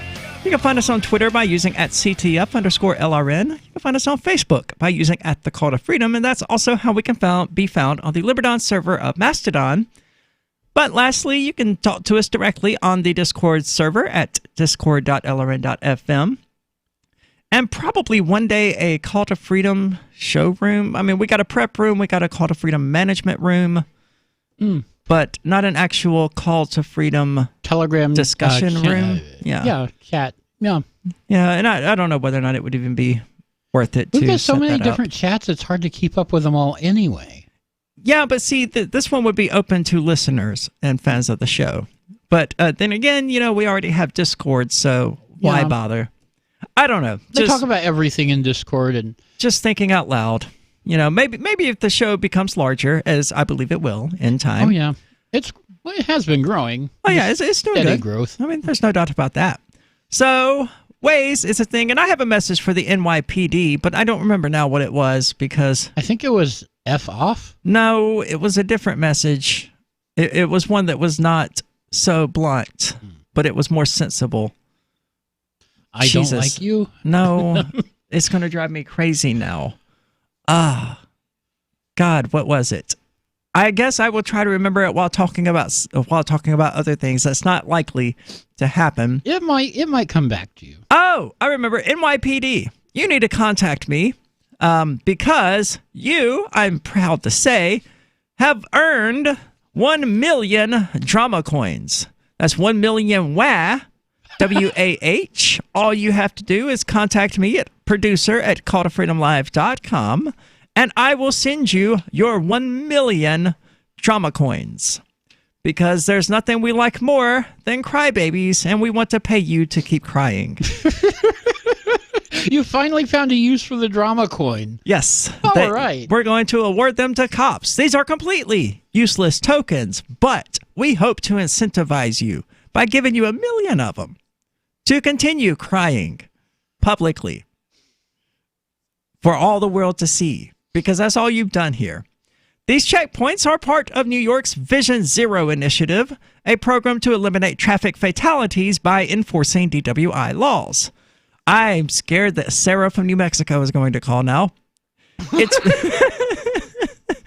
It's putting significant resources into the effort, and Waze users are gumming it up by giving away their unannounced roadblocks and thereby helping drunk drivers evade them. And sober drivers, too. Yep. People who just don't want to deal with the cops. Like me. Like all of us. Hi, One Piece. That interference could cross over into the criminal, the NYPD cried. Individuals who post the locations of DWI checkpoints may be engaging in criminal conduct, since such actions could be intentional attempts to prevent and or impair the administration of the DWI laws and other relevant criminal and traffic laws. Oh, the poor babies. How are they going to get their revenue? The posting of such information for public consumption is irresponsible, since it only serves to aid impaired and intoxicated drivers to evade checkpoints and encourage reckless driving. I don't see that connection. That's not how this works. I certainly agree that it would help impaired and intoxicated drivers to avoid checkpoints. Yeah, it might. So you might have to go out there and actually go do look your for job. Or, ideally, wait until they're in an accident or something and then punish them. Or, you could park in front of a bar and look for the guy stumbling to his car and pull him over as soon as he takes off. I think that's used to do illegal. it. I think that's illegal now. Is it? I think so. Now, I know that, after work on Sunday nights, we always go to the bar. And there has often been that state trooper or a state trooper sitting across from the bar when we leave. But he's never bothered us. Well, I can't say that. He's bothered me, but not for that. So I make it a point, generally speaking, to not drive home on Sunday nights because that's the last thing I want them to tack onto it. I don't have any DUIs or DWIs, and we don't even get drunk at the bar. I mean, we don't have time. We're there for like 20 minutes before they close. But I don't want a DUI or DWI on my record. No, nobody does. No. They're horrible. So I usually get a ride home from people. But, so I don't think it's actually legal for them to do that. I don't think it's probable cause. In this state, it might be in New York. True. New Hampshire is a weird state. I like New Hampshire. It's, a lot of things that cops are allowed to do in other places they don't do here. No, especially here in Keene, because they know that we will fight it and we will give them hell about it. And that we will win. Not always, but we are capable of winning. Enough. And, even Free Staters here have taken cops to court and won. Yep. So, I mean, if you want to be somewhere where we are actually fighting against the state's overreach, you've got to come to Keene. And winning. Yeah.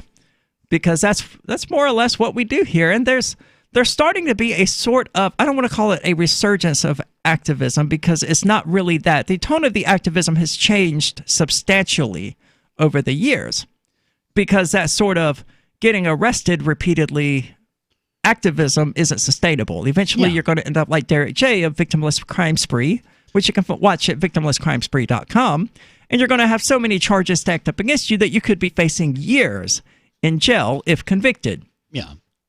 A lot of people can't do that. And, most of that's largely stopped because mostly the cops have learned their lesson here. Yeah. But I mean, as long as people are taking the plea deals, there's incentive for it. That's why Ian goes out there, I think, every Monday morning and has out flyers saying, don't take the deal. Don't take the plea deal. And fully informed jury association and all that. Yep. All good things. All happening here in Keene, New Hampshire. Of course. Oh, yeah. By the way, stay tuned for a while because Chris Wade finally got the video to me of Rich Paul's court hearing. So I'm going to compile that into a thing of them just flipping out about the fact that we didn't stand and then just totally losing their minds about the fact that there was a rolling camera in their courtroom as authorized by the state of New Hampshire, and they just could not handle it. Because nobody comes to court with half a dozen of their closest friends and films the proceedings. Except us. and puts it on the internet for everyone to enjoy. That's literally what we do. And it's fun. I would highly recommend it.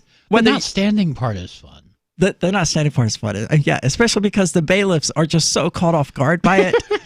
Like, please write please rise. Yeah, they assume that you didn't hear them or that you were zoned out or whatever, so they repeat it. And, that's when a lot of people become nervous, or I don't want to say fidgety, but I will say less resistant. And they will start directing their attention elsewhere. Well, not me.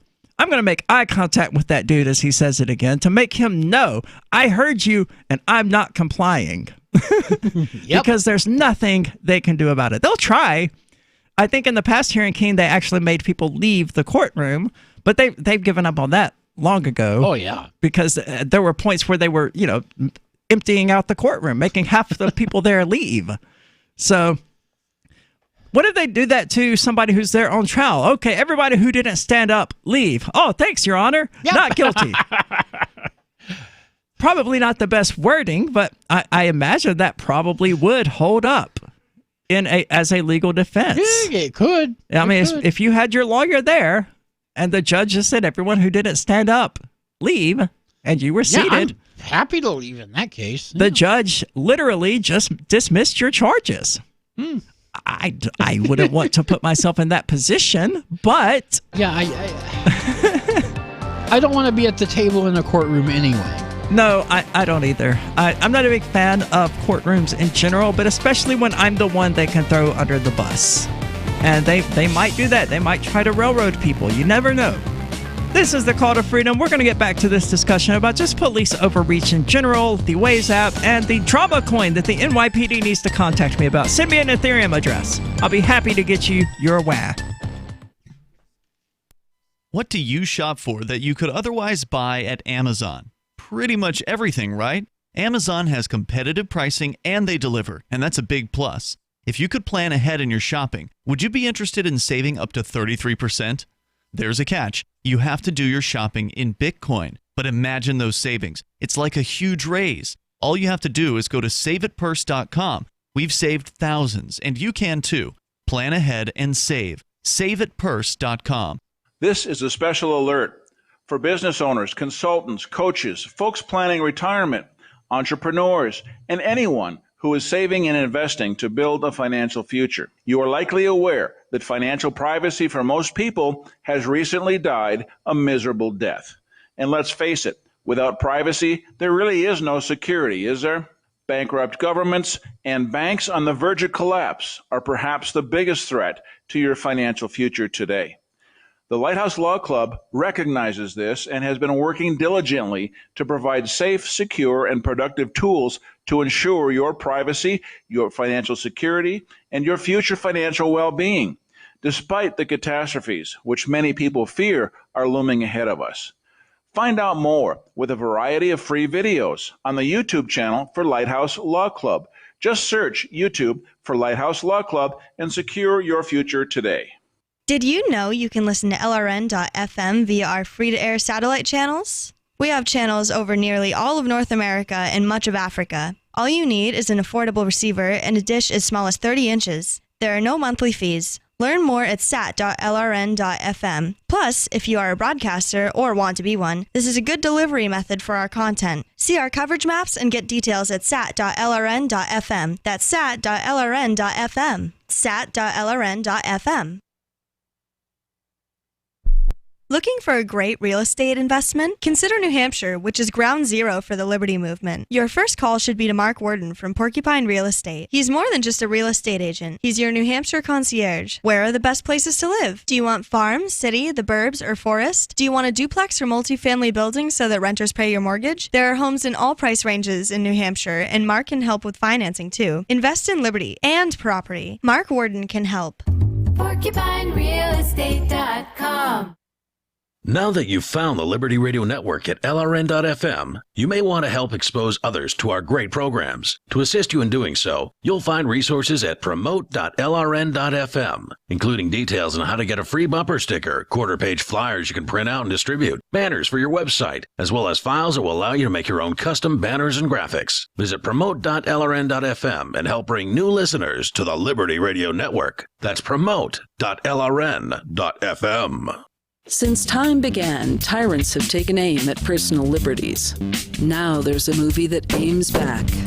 The government has no more right to tell us what to put in our bodies than they have to take our guns or tell us what books we can read. 6 drug police were eaten by bears while raiding a marijuana farm. On your knees, you dirty hippies! Jesus. On your knees! What's the problem, officer? Today, many cops who enforce pot laws do so only because it provides them with cushy jobs, good benefits, and a chance to push people around. I was an undercover narcotics officer. The drug war is nothing but a farce. The Second Amendment says you got to keep you and your gat intact. Guns and Weed, The Road to Freedom. A film by Michael W. Dean and Nima Vadavi. DVD available now at gunsandweed.com or on Amazon. That's gunsandweed.com. Makes the perfect gift. Remember, that's gunsandweed.com. Do you love Twitter? Make sure you favorite the LRN.FM Twitter account so you can receive our tweets at twitter.lrn.fm. That's twitter.lrn.fm.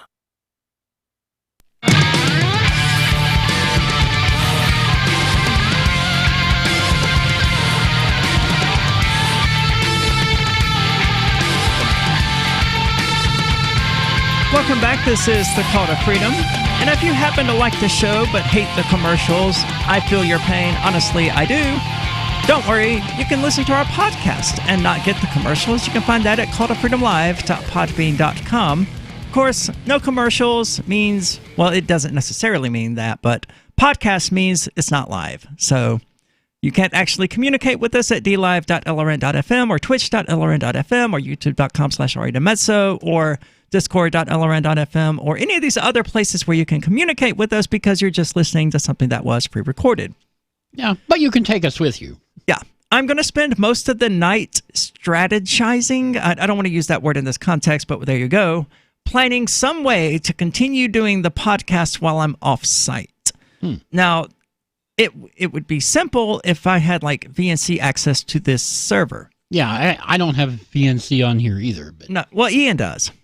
But I don't want to ask Ian for that information at this point because it's his personal stuff. I wouldn't want somebody being able to access my computer 24/7, regardless of whether or not I trusted them. Yeah. Simply because, I mean, that's a big deal, right? So I'm going to have to give that some thought. I don't yet have a solution. But there you go. Might not be a podcast from the ForkFest episodes. They certainly won't be streamed live, unfortunately, at Discord at twitch.lrn.fm or dlive.lrn.fm. But they will be done. You can listen to them, as always, on Discord using the lrn.fm audio stream or on lrn.fm. So the show will be broadcast, and there will be ways to listen to it. I would definitely recommend people check it out because I don't plan to be sober at pretty much any point through the party. 5 days, yeah. Yeah. Now that will depend on what's on offer. I will find out. I will have a clearer idea when I'm there. Certainly nobody's bringing drugs with them. Certainly not. Oh no. I'm thinking stuff that that I can go to locals and find. We're not supposed to bring drugs. No. No. Well, we're not supposed to say it on air. Oh. So obviously, no one is actually crazy enough to drive across the country or even across the state or whatever. to bring drugs to this random festival. It's just not going to happen. Nobody brings drugs to a festival. No, certainly not. I don't even know what these cops are talking about when they say this sort of nonsense. I don't know what they're talking about half the time, though. But NYPD, I really want you to contact me because I do have 1 million drama coins for you, and I think you're deserving. So they're upset. Well, yeah, presumably they're still upset that Google, who happens to own Waze, this is news to me. I'm hoping I can find some version of Waze that is not owned by Google. Might still necessarily use Google Maps for its mapping software, but I don't like the idea of Google owning it. But hey, whatever, gotta roll with what's happening. Waze allows you to report when you see police. It's very, very useful. In fact, seeing a police officer as I drove through, or not drove through, but on the app before I drove home the other day, I think it was yesterday actually. Yeah, I think it was. And posting a screenshot of that to Facebook resulted in at least one new user of the Waze application. Just because they didn't know that was possible. But there is an application you can use to report when you see police out there stalking people, harassing people, and just doing police stuff. Waze, W-A-Z-E, go get it. Absolutely. The more people who are using it, the more effective it is. And the police, of course, don't like this one bit. So they sent that letter to Google following the launch of the new feature on its Google Maps app, alerting drivers to the location of police speed cameras. I was not aware of that. Good on Google. Ooh, yeah. So the Google Map app, although you cannot report police through it, it will alert you of police speed cameras. Those aren't a problem in New Hampshire, are they? Yeah, they're not a problem because we don't have any. Yeah. Well, we don't have any red light cameras. Yeah, we don't have any speed cameras either. Okay. Well, the new speed camera alerts began showing up on Google Maps last week. That's probably why I've never seen them. I have used Google Maps in the past because it's the best. It's the best at what it does. Right. Waze is better, but it also is by Google, evidently. So, and I don't know why I wasn't using Waze initially, but whatever, I wasn't. So that would be why I never saw these things anyway, because I'm in New Hampshire. Yeah. These other problems you people have to deal with, we don't have to deal with those.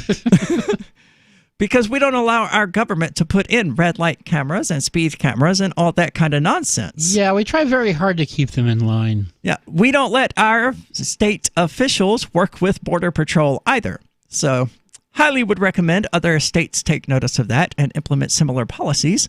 But this isn't the first time the police have tried to get Google to muzzle the Waze application.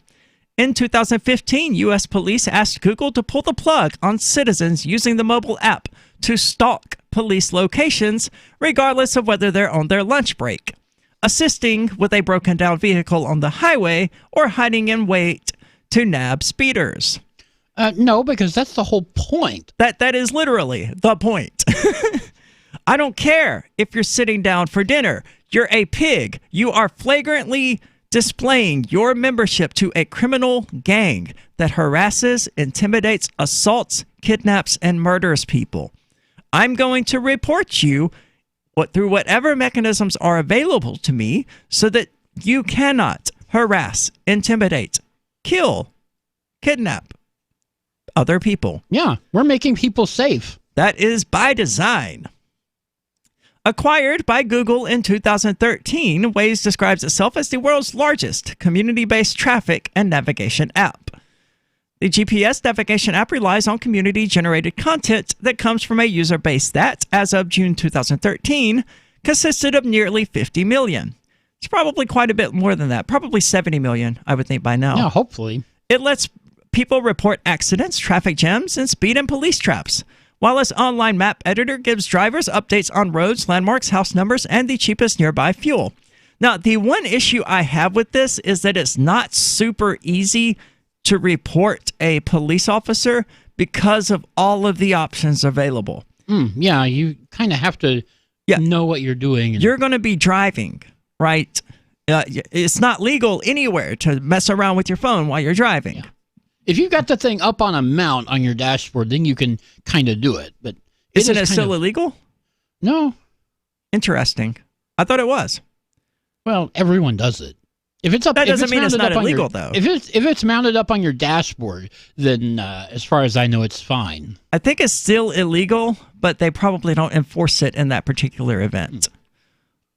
But so in any event, you have to press a lot of buttons. Whether it's illegal or not, it takes your attention off of actually driving, which is a bit of a problem here in Keene because the pedestrians do not look before walking out into the street. Oh, no, they don't do that anywhere. Well, yeah, they do, because in Memphis, you get run the hell over if you do that. Oh. In Mississippi, you get run the hell over if you do that.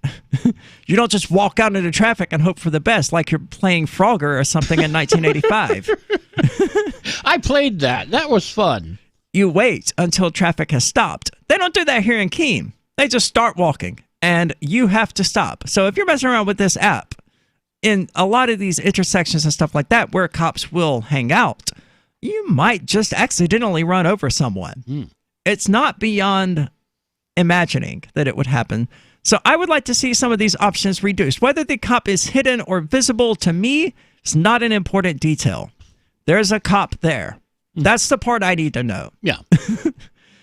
I don't see why I have to take the time to distinguish whether they're visible or whether they're hidden.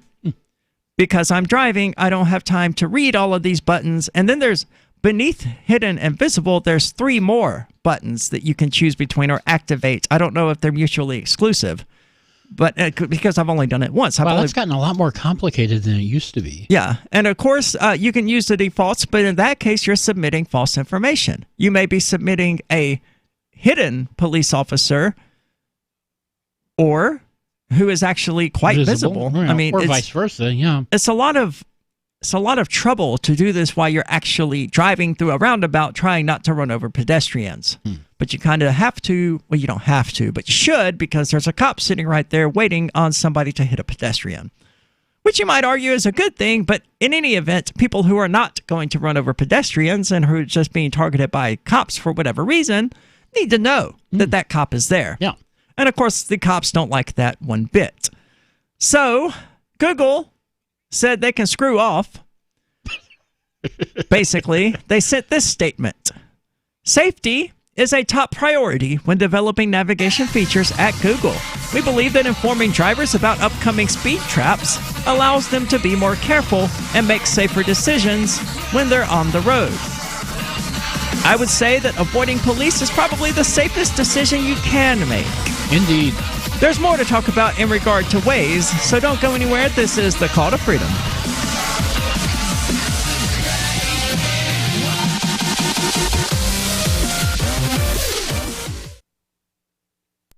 Hey guys, Mark Claire here, lionsofliberty.com, where we strive to advance the ideas of liberty daily. We bring you the Morning Roar. That's right, every Monday to Friday we'll have a brand new edition of the Morning Roar, where we provide a roundup of some news stories that you may not find in the mainstream media or even in your typical social media newsfeed. We find stories that relate to the ideas of liberty and provide you with our liberty perspective on them. Every Monday, we have our longest-running feature, Mondays with Murray, named after the great libertarian Murray Rothbard, where we'll examine an article or an excerpt from his works and help convey his view, along with our little spin as well. We wrap it all up every Friday with Felony Friday, where our own John Odermatt goes out and takes a look at some sort of felony. There's felonies committed every day, you know, whether it's a felony committed by the police, a politician, or even an average citizen. You can find all of this and so much more over at lionsofliberty.com. Advancing the ideas of liberty daily. LRN.FM is proud to announce our official listening apps for Android and iOS devices. Now you can easily tune into our streams anywhere, anytime on your smartphone or tablet. Just visit apps.lrn.fm or search for LRN.FM in the Android or Apple app stores. Please download, rate us 5 stars, then share the link on your social media, and let your friends and family know how you're listening to LRN.FM. Download it now, free, at apps.lrn.fm. Are you tired of governments murdering people around the world? Stop using their money. There is an alternative. Bitcoin is a stateless, free market, non-political currency. Bitcoin cannot be inflated or controlled by any government. By using their money, you are helping the state. Stop doing it. You have an incredible alternative available now. Learn it, use it, spread it. Get started with Bitcoin at Bitcoin.com. That's Bitcoin.com. More of the Call to Freedom is coming up next, live after the news on the Liberty Radio Network at LR. This is the Liberty Beat, your daily source for liberty news and activist updates. Produced in partnership with SNLS News and listeners like you. Online at libertybeat.news and snls.news. I'm Mick Murrow with your latest edition of the Liberty Beat. Gold is trading at $1,327. Silver at $14.73. And Bitcoin is trading around $7,900. Today's prices are brought to you by InnoScale. Take off with Managed Cloud. Looking for a safe, secure way to store your important files online? Let InnoScale handle it for you. Their high availability cloud servers are the perfect solution for clients needing one or more secure, scalable servers with built-in hardware failover protection. For details, see them online at innoscale.net. In the news, Republican Alabama Governor Kay Ivey signed a bill into law Monday that will require some sex offenders to undergo chemical castration 1 month prior to being released from custody, and will also ensure that offenders have to foot the bill for the treatment. The Anti-Media reports that under the law, offenders convicted of a sex offense involving a person under the age of 13 will have to be chemically castrated a month ahead of release, and would also be required to continue treatment until the court determines the treatment is no longer necessary. Offenders would also have to pay for the procedure, but a denial of their parole could not be based solely on an inability to pay. Chemical castration is defined in the law as the receiving of medication that, among other things, reduces, inhibits, or blocks the production of testosterone, hormones, or other chemicals in a person's body. If a given offender chooses to halt the treatment, the move would be treated as a violation of parole, forcing the offender to resume their incarceration. The Liberty Beat is sponsored in part by Brave Botanicals, high-quality kratom and CBD at reasonable prices with excellent customer service. Brave Botanicals is activist-owned and mission-driven, and believes so strongly in the power of kratom, they're giving it away for free. Just go to freeounceofkratom.com for a free ounce of kratom delivered to your door. Just pay shipping. That's freeounceofkratom.com. This is the latest edition of the Liberty Beat. Find us online at libertybeat.news and snls.news. Your news now continues. One of the key fears that critics of mass surveillance and the proliferation of facial recognition technology have warned about has been realized, with new reporting Monday that a malicious cyber attack has resulted in photos of airport passengers and other personal data harvested by U.S. Customs and Border Patrol being stolen by unknown actors. The Mind Unleashed, citing the Washington Post, says that custom officials in a statement Monday said the images, which included photos of people's license plates, have been compromised as part of an attack on a federal subcontractor. The agency maintains a database, including passport and visa photos, that's used at airports as part of an agency facial recognition program. CBP declined to say what images were stolen or how many people were affected. But they make extensive use of cameras and video recordings at the arrival halls of international airports, as well as land border crossings, where vehicle license plates are also captured. Black drivers in Missouri are nearly twice as likely to be pulled over than white drivers, according to a new report by the state's Attorney General. The Anti-Media reports that the report released Monday by the Office of Attorney General Eric Schmidt found that black drivers had a 91% higher chance of being pulled over than their white counterparts. That was one of a number of disturbing statistics that add to the perception of Missouri as one of the most dangerous places in the U.S. for black people. The trend reflected in this year's report, while troubling, is nothing new. In 2017, the NAACP issued a travel advisory for black people driving in Missouri, based in part on data from the 2016 Attorney General's report. Black drivers in the state are 91% more likely to be pulled over by police than white drivers, a report from Missouri Attorney General Eric Schmidt's office had found.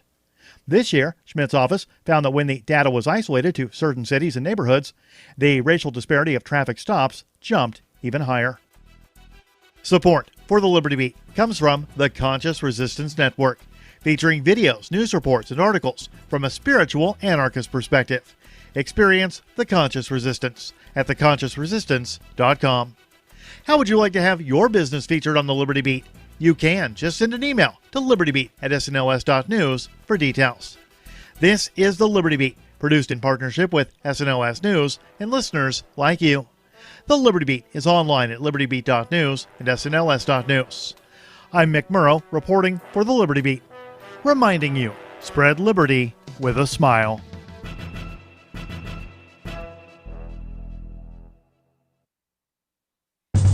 It's the Onion Radio News. All 7 deadly sins were committed at a church bake sale. This is Doyle Redland reporting. Avarice, sloth, envy, lust, gluttony, pride, and wrath. All 7 of the fabled deadly sins were committed on Sunday at the twice-annual bake sale at St. Mary's of the Immaculate Conception Church.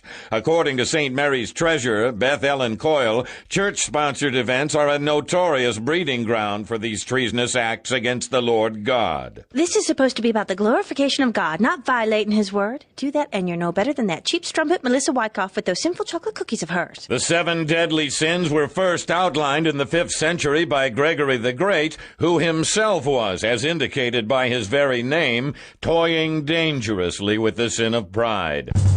Doyle Redland for the Onion Radio News, online at theonion.com. This is the Onion News Network.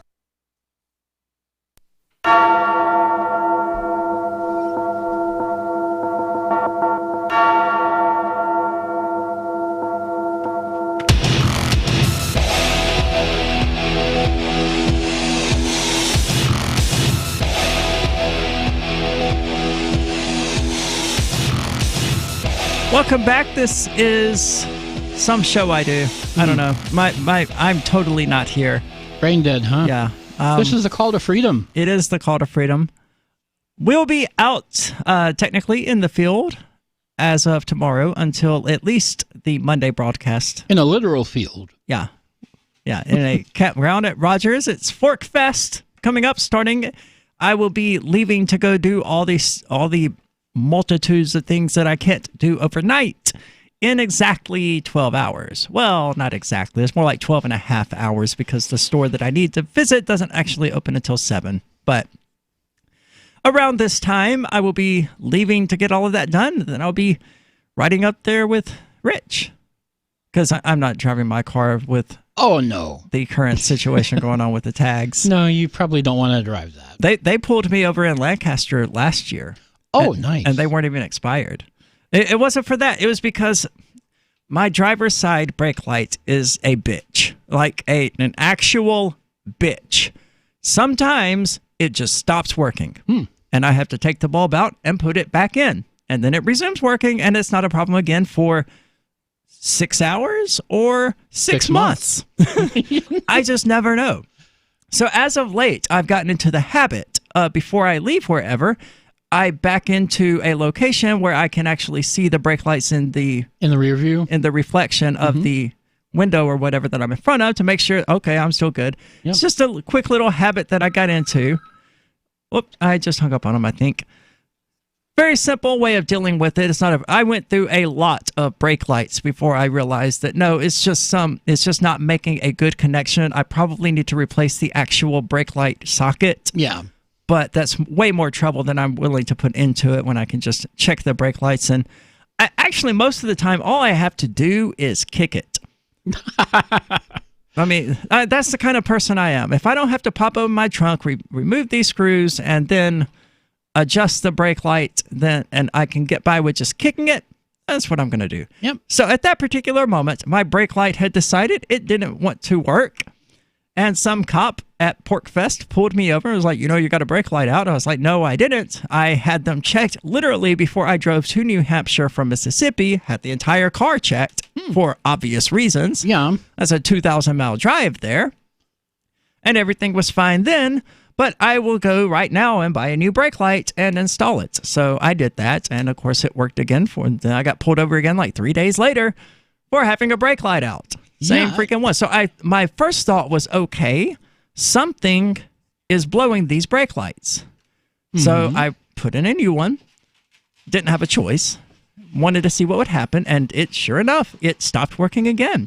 So I was like, well, I'm not buying a new one. I just bought 3 packs of brake lights within the course of 2 weeks. Yeah, something else is going on. Yeah, so so something may have been blowing them or whatever, but I wasn't just going to buy a new one, so I just popped it out, popped it back in, bam, came right on. Okay, well, I'm done with this. I will just deal with it as it's a problem. Yeah, whatever. They got me for that hearing keen as well on one of the occasions that I had. This was before I had started checking for it because I didn't realize how common of a problem it had really become. Mm-hmm. Or I don't want to say it's become more common because it hasn't happened now in like 5 months. Yeah, you're about due then. Yeah. So it wasn't that it was more common. It was I just hadn't, been checking for it because it wasn't an issue that I had run into. So Keene PD pulled me over there on Main Street at like 2 o'clock in the morning when I'm always getting off work. And they practically begged me to just fix the brake light. I've been trying. Driving on an expired driver's license, on expired tags, with a brake light out. And he was like, will you please just fix the brake light? Please. And I was like, yes, I will fix the brake lights. And that was when I started checking before I leave anywhere to make sure it's not a problem because I keep my word. It's not within my capability to simply fix the brake light, but I can ensure that the brake light is working before I drive the vehicle. So I kept my word and do that. I felt bad for him because he very visibly didn't want it to be a thing. But for it to not be a thing, I had to fix it. Like you can't have 3 strikes while driving down the street. Yeah. Brake light out, registration expired, license expired. It's a bit overkill. Didn't even get a ticket. Yeah, he so totally did not want to go there. No, he saw the LRN stickers. He saw that I'm trans. He was like, okay, look, just please fix the brake light. I was like, you got it, officer. You got it. We'll take care of that. You approached me as a human being and just asked me to do something that honestly I should have been watching for anyway, since I knew it was somewhat of a problem. Just didn't realize how intermittent of a problem it could be. So, sure, you approached me as a human being. You didn't get out yelling and screaming at me. You just came up to me. Sure. So, cops, not always bad. And hearing keen, they're actually not too terrible. Yeah, better than average. When I first got to Keene, the month of August was really, really bad for me. And I'm not going to get into why. I'm never going to get into why. I'm only going to allude that it was a really, really bad month for me. And it was worse than anybody is ever going to know. And during the course of this month, I found myself having to do a lot of walking for reasons totally unrelated to the reasons I'd recently did quite a lot of walking. It was related to my car, but it wasn't related to tags or anything like that. It was just a major component in my car. It went wrong, and it was beyond my capabilities of fixing. I did fix it. Didn't have a choice. But it was not pleasant. It was not cheap. It was not easy to deal with, certainly, because it involved walking back and forth from my house to AutoZone in order to get increasingly specialized tools in order to do it. Just not something I ever want to deal with again. And there was other crap going on that just isn't super important. Not to mention having just arrived in a new state. So it was just totally terrible month. But during the course of this walking, Keene PD gave me quite a few rides. Huh. That's nice of them. Yeah, I was very surprised by it. I was not particularly inclined to accept the rides because they were like, here, just get in the back seat. I don't know about this, officer. Can't I ride up front? But, I mean, they were cool about it, and they took me to where I was going, and it's not an issue. So, Keene PD, good on you guys. You seem to be good cops. On that note, slightly related, I was very surprised the other day to see a bike rack in front of O'Reilly Auto Parts on Marlborough Street. That's confusing. Very confusing. Yeah. Why is there a bike rack in front of the auto parts store? I don't know. I couldn't figure that one out. Maybe it was for you. I don't know. It wasn't for me. Yeah. I'm not a biker. I will skateboard. But I found that, and I really do have to quit smoking. I've got to remember to go to Lineage Vapors because skating and it's not necessarily just, lung issues from years and years and years of smoking, but skateboarding for more than a few minutes at a time, it's just absolutely exhausting. So, yeah, it's a lot of work. It is, but it's fun work, and I enjoy doing it when I don't have to. I'm looking forward to. It's something you want to do for fun rather than transportation. Yeah, because we have a skate park here in Keene. I'm way too it every day. Yeah, I'm way too rusty to go to the skate park, but I would like to have the opportunity to knock that rust off.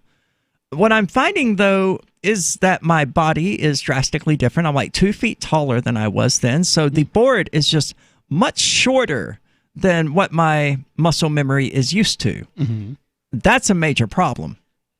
It's like learning to play acoustic guitar on one of those little baby acoustics, and then suddenly finding yourself, or actually, it's the opposite. It's like learning to play on a full-sized acoustic and then suddenly finding yourself on a baby-sized acoustic. It feels like a baby-sized skateboard. It isn't. It looks like a full-size skateboard. I've seen it. But what I'm used to is something that, relative to my body, is much larger. So that's an interesting learning curve as well. Not to mention the fact that, I have been smoking a really long time. And it's something I've got to stop. I didn't want to quit smoking, and I still don't want to quit smoking, but the ride from healthy person to dead of lung cancer, it's not a pleasant one. It's going to involve a lot of shortness of breath, lack of energy, all of that. Not fun. This is the call to freedom. So you've signed the Shire Society Declaration and are planning your move to New Hampshire to be around more liberty-oriented people. Next, sign up for the Shire Society Forum at forum.shiresociety.com. There are a bunch of people there who are already in the Shire, and they want to meet you. If you're already in the Shire physically, you should also come by the forums. Remember, not everyone uses Facebook. New people are signing up for the Shire Society Forum every month, so drop in and say hello at forum.shiresociety.com. Why did you move to the Shire? I moved here to the Shire because there's other people around who take liberty just as seriously as I do. I moved to the Shire because I saw videos of people challenging authority and thought that I could get support myself. It called to me, like, do this, right now. I wanted to be around people like me who got it, and once I got here, I knew there was nowhere else that I wanted to be. I've always wanted to change the world, so I moved to the Shire to join people who were actually working towards doing the same thing. The people here are awesome, loving, and positive. It was for the adventure and for the feeling of something important is happening here, and I just wanted to come to sort of be part of that. Visit shiresociety.com to read and sign the Shire Society Declaration and learn the reasons why, if you love liberty, you should immigrate to the Shire. Plus, connect with others via the forum at shiresociety.com. That's shiresociety.com. There are lots of ways to listen to Free Talk Live. Our podcast has been around since podcasts began, and now the FTL feed is loaded with content besides our full show archives. Did you know that we make it easy for you to customize your podcast subscriptions? We have different feeds, one that includes only our full shows, one with just the Daily Digest, and one with just the Edgington Post. You decide what you listen to. It's quick and easy to customize your feeds at feeds.freetalklive.com. That's feeds.freetalklive.com. The new 4th edition of Healing Our World, The Compassion of Libertarianism, will take your understanding of liberty to a deeper level and has over 1,300 updated references, new cartoons, and a foreword by Dr. Ron Paul. With discounts for multiple book purchases, the 4th edition of Healing Our World is a great gift for the liberals, pragmatists, environmentalists, and Christians in your life who think libertarianism is cold-hearted. Get yours today at healing.freetalklive.com and use promo code FTL for a $5 discount. LRN.FM now has a Discord. Discord is a free text and voice chat platform, and we now have our own server with a bunch of channels at discord.lrn.fm. You can join other listeners as they chat about various things during our live shows, or anytime, day or night. Discord software is available cross-platform, so you can have it on whatever device you want and take your chats anywhere. Join our Discord at discord.lrn.fm. That's discord.lrn.fm. So the protection of life, liberty, and property is what the Free State Project is all about. But it's an effort to move 20,000 people who understand. It's about demonstrating to the entire country that, yeah, we can have a free market, a truly free market. Making it just a freer, great place to live. It's the world's largest voluntarist libertarian community, and it's only getting bigger. That's amazing, to be able to move to a place where other people passionately believe in being free and independent. What the Free State Project is managing to do, though, is to put their money where their mouth is. Physically getting up across the country and saying, let's go someplace and let's demonstrate the power of these ideas. There's a lot of kind of philosophy that surrounds liberty. There's a lot of thinking about it and talking about it. But here in New Hampshire, people are doing it. 101 Reasons Liberty Lives in New Hampshire, a documentary by Free State Project Early Movers. Watch it free at 101reasonsfilm.com. 101reasonsfilm.com. You can put the Liberty Radio Network on the air in your area. Visit broadcast.lrn.fm to learn how. Broadcast.lrn.fm.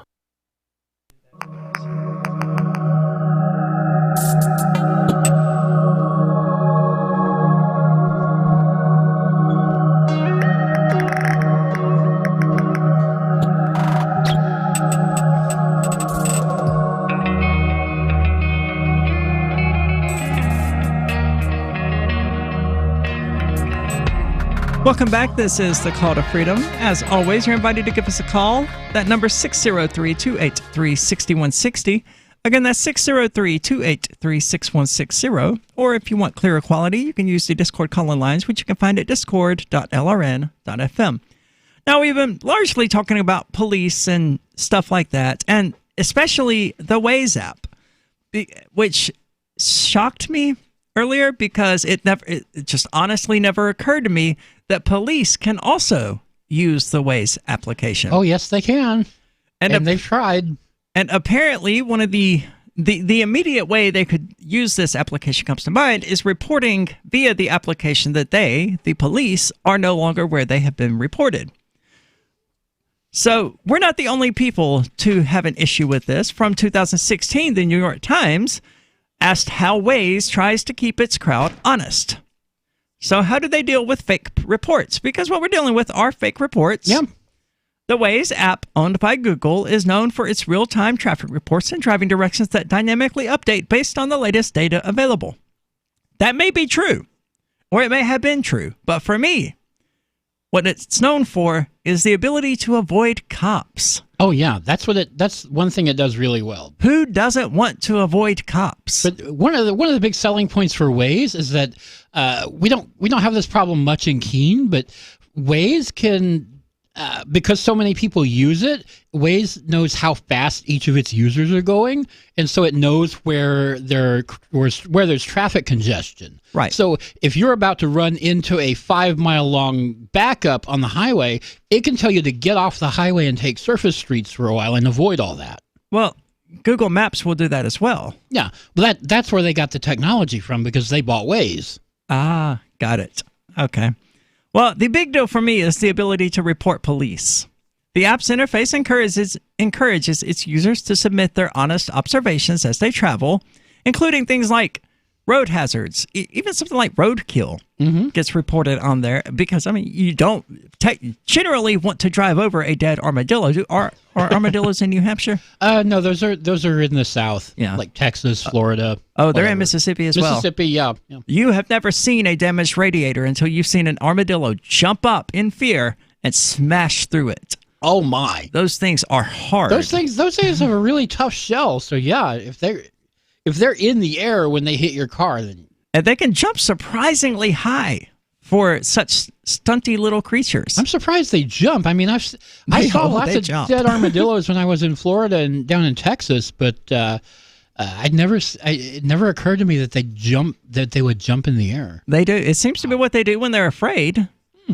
Yeah. I've never had it happen to me, but I knew people who have hit armadillos, and yeah, it just ripped right through their radiator.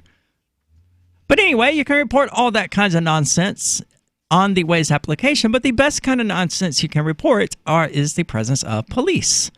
And police don't like that. As we were just talking about in regard to the New York Police Department, they wanted Google to stop allowing it. So I'm awarding the NYPD 1 million drama coin, 1 million WA. All they have to do is claim it. It's an incentive to make sure they keep crying about the mechanisms we develop to help us avoid them. But for another example, suburban residents have tried filing inaccurate reports of accidents or roadwork in their neighborhoods in hopes of making Waze plot traffic routes away from the area. Highway patrol officers, many of whom are concerned that the Waze app includes a button for reporting police sightings and would like the feature removed for the safety of its officers. How about the safety of us?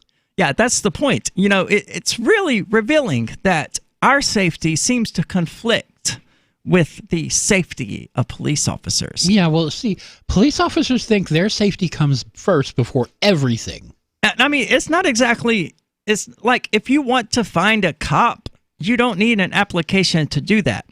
They sort of drive these vehicles around that are pretty easily identified. Oh, yeah. And they wear these special little outfits that make them immune for prosecution when they murder people.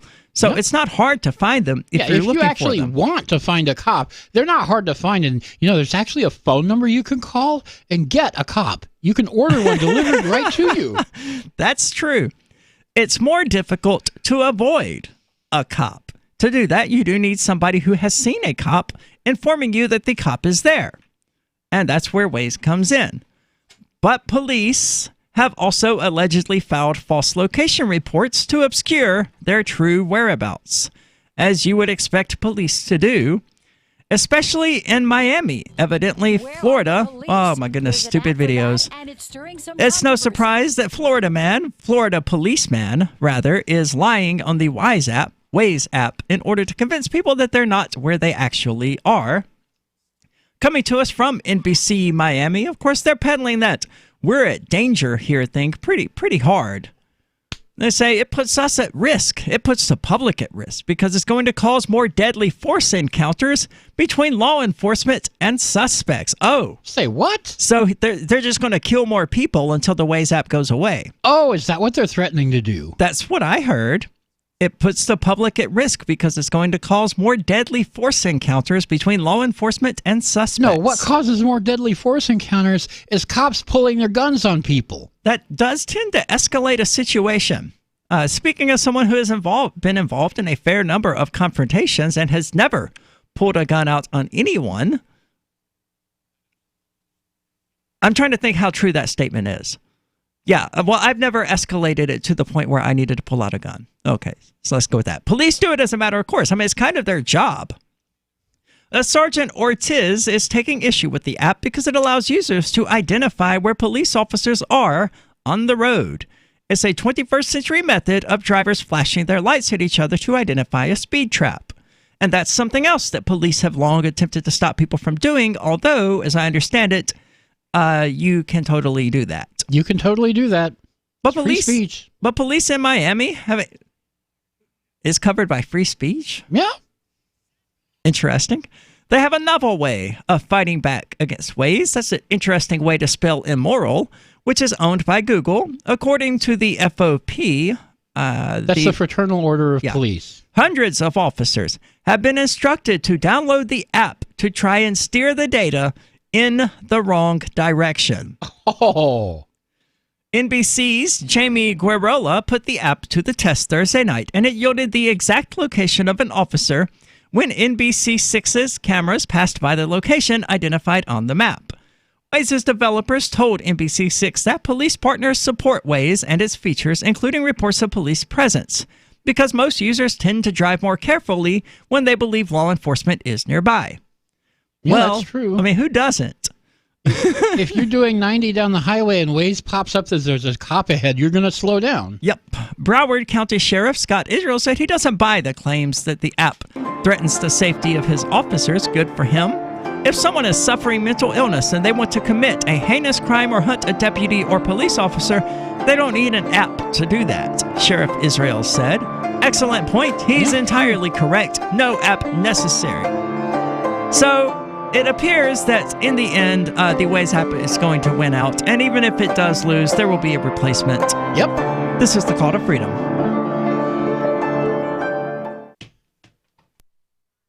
Anyone can publish on the internet, but not everyone is publishing material suited for online reading. According to the Yahoo Style Guide, it cautions that internet content has a few seconds, 3 or less, to encourage people to read more, to take action, or navigate to another one of your pages. So make it easy for readers to pick and choose.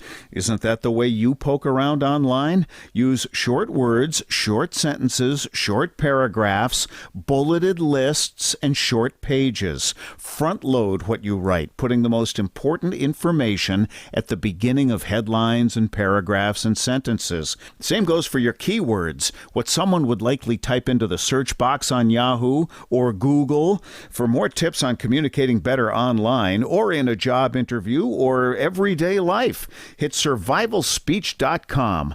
I'm Holland Cook.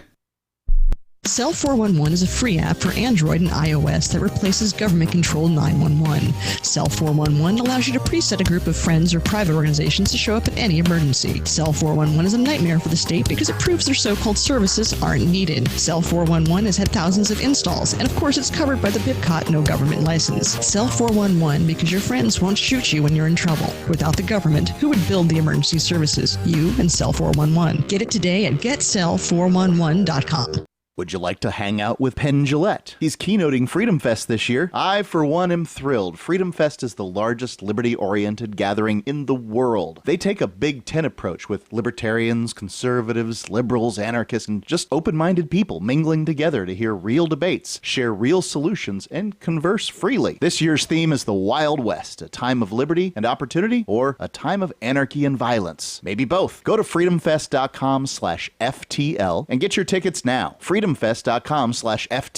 Not convinced yet? Hey, I understand. It's a high-end event, even with coupon code FTLEB. Sure, you're likely to receive investment advice that'll make that sum seem paltry, but I have something special for you. Go to freedomfest.com/FTL and you'll get the 5 best speeches from last year for free. Call it a test drive. Do yourself a favor and go to freedomfest.com/FTL. freedomfest.com/FTL. Use coupon code FTLEB for a discount.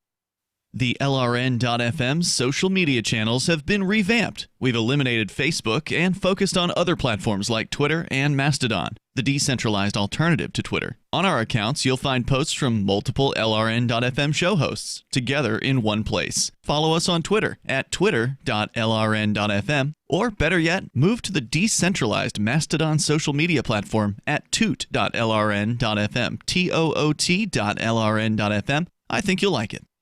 Don't you hate that feeling in the pit of your stomach when the police pull you over? Most people have no idea how to handle it properly, and they promptly get fed into the municipal fee-generating meat grinder. Or maybe you recall that feeling you get when you go to the mailbox and see one or more letters from the IRS. You get a sense of impending doom, don't you? So let me ask you, if you could learn how to use the law to beat the IRS, traffic tickets, almost any courtroom scenario, collectors, credit card debt, and even mortgage debt because of fraud perpetrated against you, would that be worth knowing about? Don't laugh. Investigate. Check out the life-changing benefits of the Lighthouse Law Club at their website, lighthouselaw.club. That's lighthouselaw.club. And while you're at it, visit the Lighthouse Law Club YouTube channel. You might be in for a pleasant surprise. Help get LRN.FM into more ears. Visit promote.lrn.fm for a free bumper sticker, flyers, banners, graphics, and more. Promote.lrn.fm.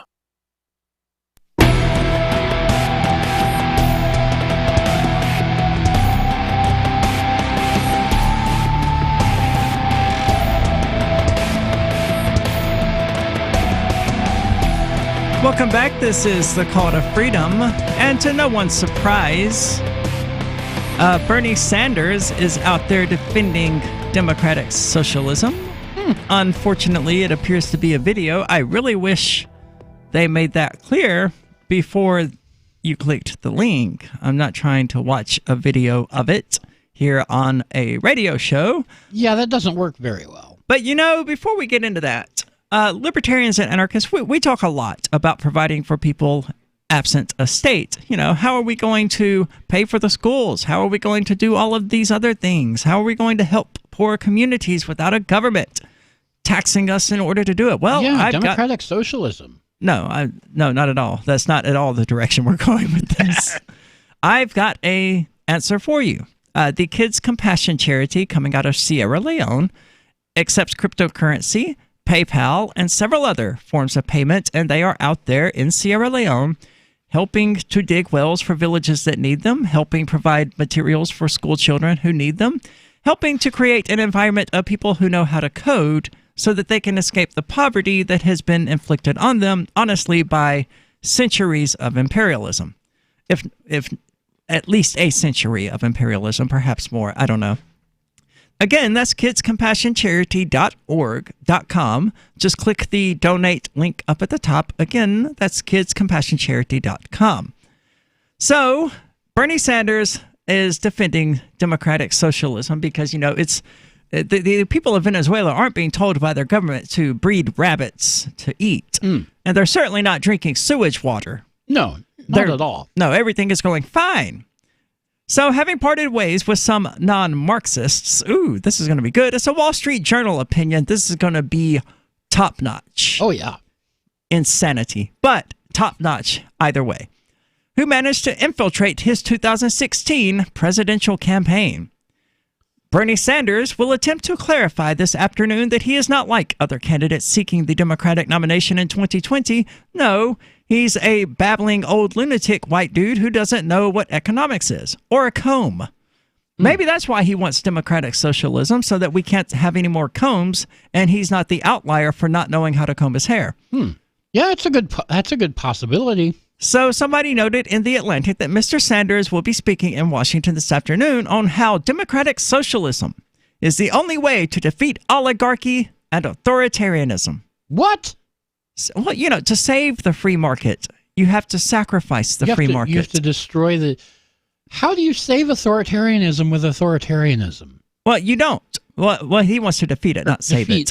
Defeat authoritarianism with a different form of authoritarianism. But there has never been any establishment of socialism that did not invoke an oligarchy, almost by definition. Yeah, I mean, that's how these things end up. Yeah, the people at the top, El Presidente and his servants or his Congress, they are the oligarchy. They are the rich and the successful. They're the ones dividing things up, and they always give themselves larger slices. All you have to do to become a millionaire is write a book. I just wrote a book. It's easy. Anyone can do it. Yeah, not anyone can write a book. He's totally detached from reality. And we know that because he's a socialist. Yeah. So it's no surprise that he would utter something as nonsensical as, all you have to do is write a best-selling book. Check your privilege, Bernie Sanders. He needs to, because dude owns multiple beach houses, right? I mean, look, people, this is just another rich white dude who made most of his profit by selling war contracts on behalf of the people of his state. There's no difference between him and Bush, no, that's incorrect. Cheney. Between him and Cheney. Cheney was the one I was looking for. Cheney's the one that made all his money on war profiteering, and so did Bernie. Yeah. Bush at least had the oil as his profit, which wasn't strictly related to war, but Halliburton, There's absolutely. a little indirection there, but yeah. Well, not directly. He could have gotten the money and the oil or whatever without invading other countries. Yeah. But you're not going to sell bombs without using them. And that's where Halliburton came in. That's where Dick Cheney came in. So that's Bernie Sanders. He's the Democrats' Dick Cheney. That's how it works. Aides say that the D.C. setting is an attempt to convey his seriousness on the subject. Oh, well, he's serious because he's an old white man, and they're always serious. If that's who you have to listen to, they want this to be a major signpost in his 2020 campaign, an opportunity to lay out why he's running with an argument no one else can or would make as forcefully, and dare to test the rest of the field to oppose him. They believe this speech has the potential to recenter the dynamics of the race around him, and that the other candidates will regret any of their laughter and questioning.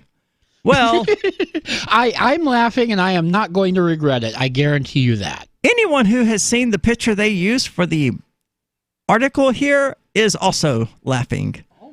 God. Because, I mean, he looks like a dangerously unhinged lunatic rambling on about something that he knows nothing about. Yeah, well, he always looks like that. Interesting. But they really, the photographer really outdid themselves with this photo. I mean, he looks like that because that's what he is. He is a babbling old lunatic rambling on about things he knows nothing about. So his inner circle is now committed to democratic socialism in a way that some senior members of his 2016 campaign team were not, though he did deliver a speech about the topic back then as well. This new speech, what most of these people mean by democratic socialism is expanded social welfare. They don't seem to know the difference. No. And they don't want to know the difference.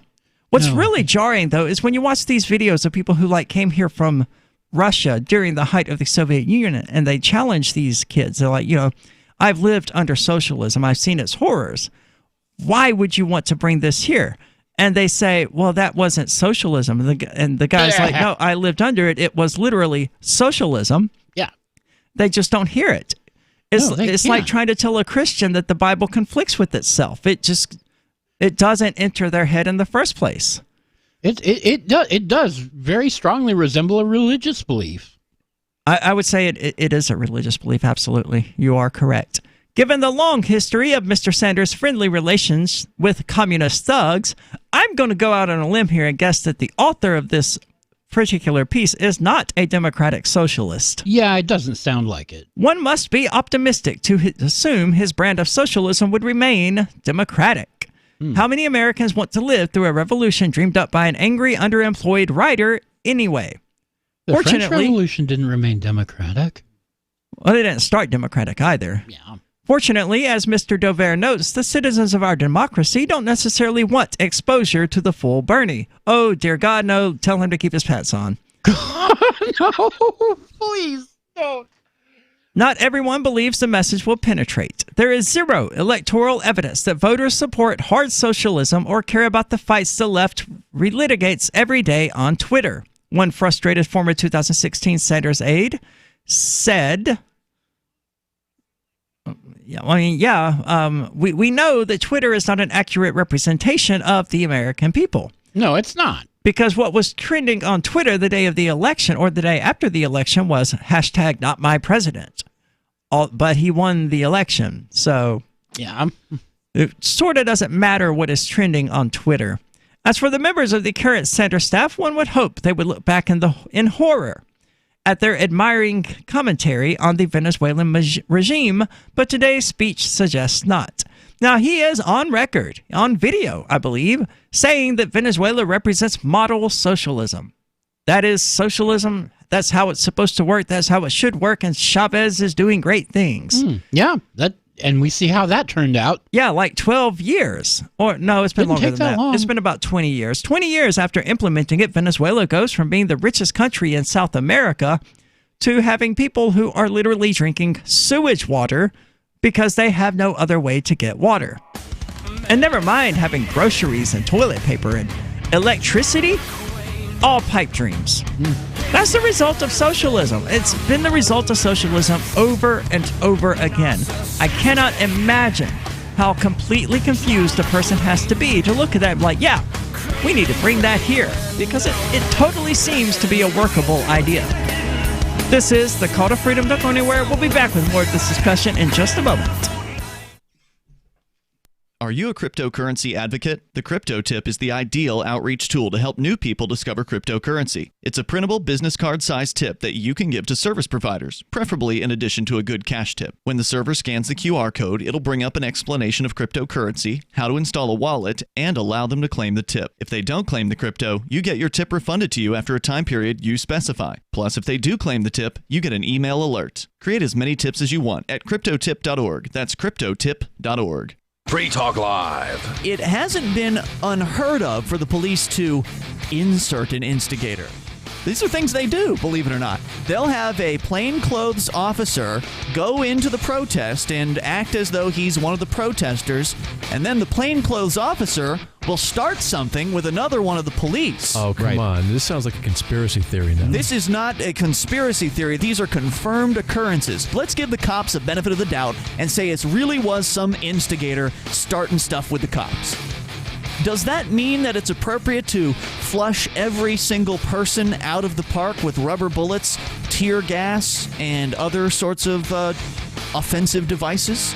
Doesn't seem like it to me. Wouldn't it make more sense to stop the person who's instigating, to, put a stop to those specific individuals? Free Talk Live, 7 nights a week from 7 to 10 Eastern, live on the Liberty Radio Network at LRN.FM. Imagine someone in your community getting in their car, turning on the radio, and hearing the Liberty Radio Network. You can make that vision a reality with your own micro radio station. Visit broadcast.lrn.fm to learn how you can put our programs on the air in your area. You can have LRN.FM running around the clock, and you can even add in your own local shows. Building a radio station is simple, but programming isn't. That's where LRN.FM comes in. Learn more at broadcast.lrn.fm. That's broadcast.lrn.fm. Did you know you can legally exit the U.S. federal income tax system? Well, it's true, and thousands of American nationals are doing it. The 16th Amendment and the Internal Revenue Code are legal, but only in a limited jurisdiction. This is the basis behind the voluntary nature of the income tax. Learn the exit strategy provided by Congress. Find out more by visiting weissparis.com and watch our numerous videos. That's WEISSparis.com. Did you know we've taken our LRN.FM telephone listen line to a new level with the LRN.FM audio on demand line? Now you can call 712-770-8447 anytime and listen to LRN.FM's live feed. And you can listen to a bunch of our original shows on demand. Long distance fees may apply. Just dial 712-770-8447 and choose from the menu. 712-770-8447. Is spreading the message of liberty, cryptocurrency, and peace around the globe worth $2 per month to you? As you may already know, in addition to our internet feed, LRN.FM broadcasts on free-to-air satellite across North and Central America, as well as Sub-Saharan Africa. And we've been available on satellite for free 24/7 since 2010. The LRN.FM free-to-air satellite signal is reaching some of the most oppressive regimes in the world, and there's no doubt our ideas are making an impact. You can learn more about the channel's impact by watching the 3-minute video at fund.lrn.fm. If you'd like to help free minds globally with our ideas of liberty, cryptocurrency, and peace, you can donate as little as $2 per month via fund.lrn.fm. You can help us continue and expand our satellite broadcast to multiple continents. Visit fund.lrn.fm today, and thank you for your help. Don't forget to share the link on social media. That's fund.lrn.fm. Some of our live shows are streamed in HD on Twitch. Please follow and share at twitch.lrn.fm. That's twitch.lrn.fm.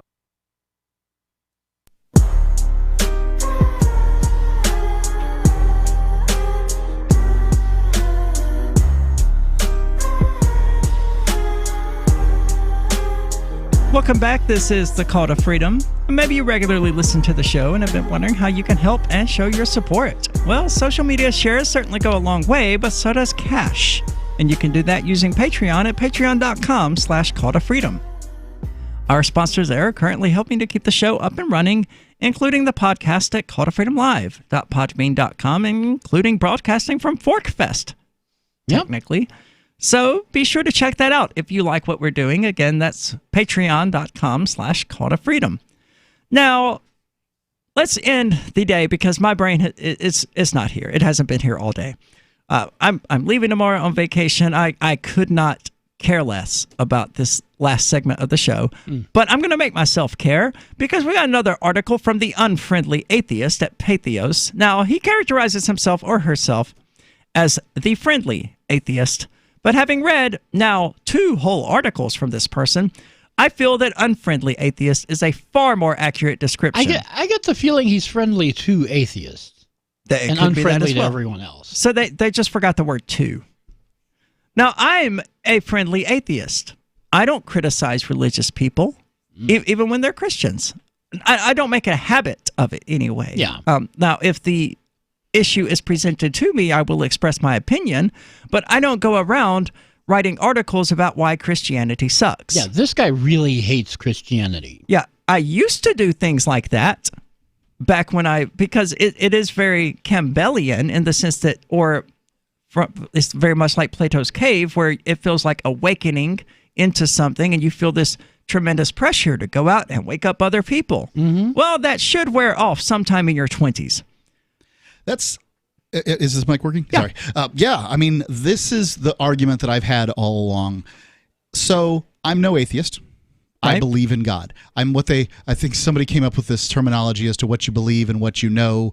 So it's like I'm an agnostic theist in so much as you believe in God, but you don't know there is one. Right. I can't prove it, and I'm certainly not going to shoot you over it. And the people who are the Gnostic anythings bother me. Yeah. Because if you're a Gnostic atheist, you believe that there isn't a God. Right. So you've taken whatever the information there is and extrapolated something from it. I think that the theists have a really good argument to say that those sorts of atheists are basically have their own religion because they have now taken a faith-based position. Yeah. And so, fine. Now, and the Gnostic theists, they'll kill you if you don't, agree with their particular version of things.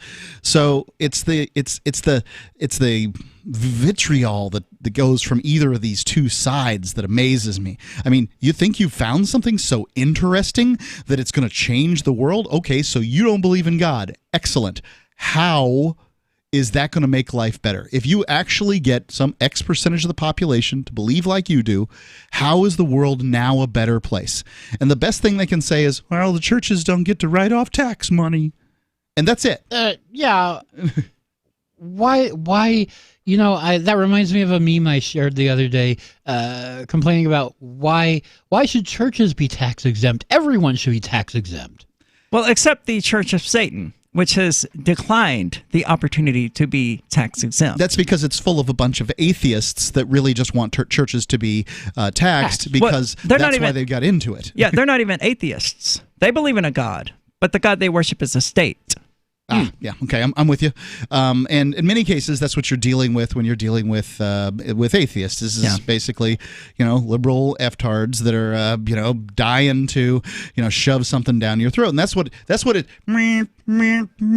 what my alarm goes off is when somebody's pushing this hard that I have to agree with them on every aspect of their theological beliefs. Wow, you're as bad as the other guys. I got away from that for a reason. They certainly are.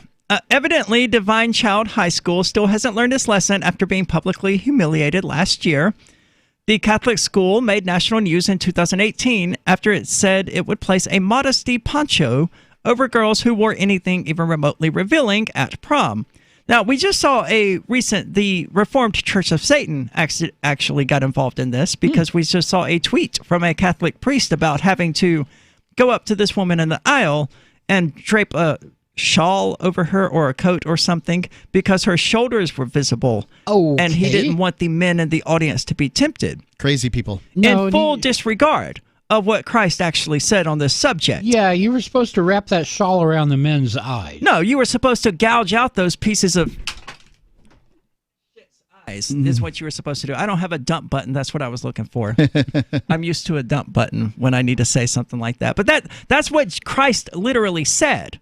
If your eyes are causing you to sin, gouge out your eyes. Better to lose an eye than to spend an eternity in damnation. I'm not 100% sure whether he said it in complete, being completely honest about what he was saying, but then again, I don't know. Well, I don't think he really meant for people to literally gouge out their eyes. But he would be right. Parable. If you believe in an eternal paradise that you would lose based on sin, simply doing the normal thing that Christ or his Father or the same person or whatever we're talking about, put you to, made you believe in by the whole, the way the game's set up, then sure, gouging out your eyes is better. But I'm curious, if you gouge out your eyes why not just kill yourself? Right? I well, mean, because killing yourself is a sin. But because it's self-mutilation. But if I cut my eyes out, whack my pecker off, saw off all my arms and legs, well, you might as well be dead. Yeah, I think those are probably sins, now that you mention it. Jesus may, I don't want to say Jesus may, in fact, have been telling people to sin. I'm not an expert on Christianity. I was born into it, and I've studied it extensively.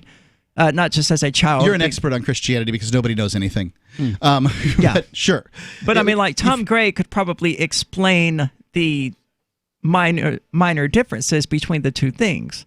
I suppose. But on the surface, I would agree. If suicide is legal because it's destruction of God's gift or whatever, then so is gouging out your own eye. Because you are destroying God's gift. But Jesus did say what you're saying, and He did. This is the problem with the book.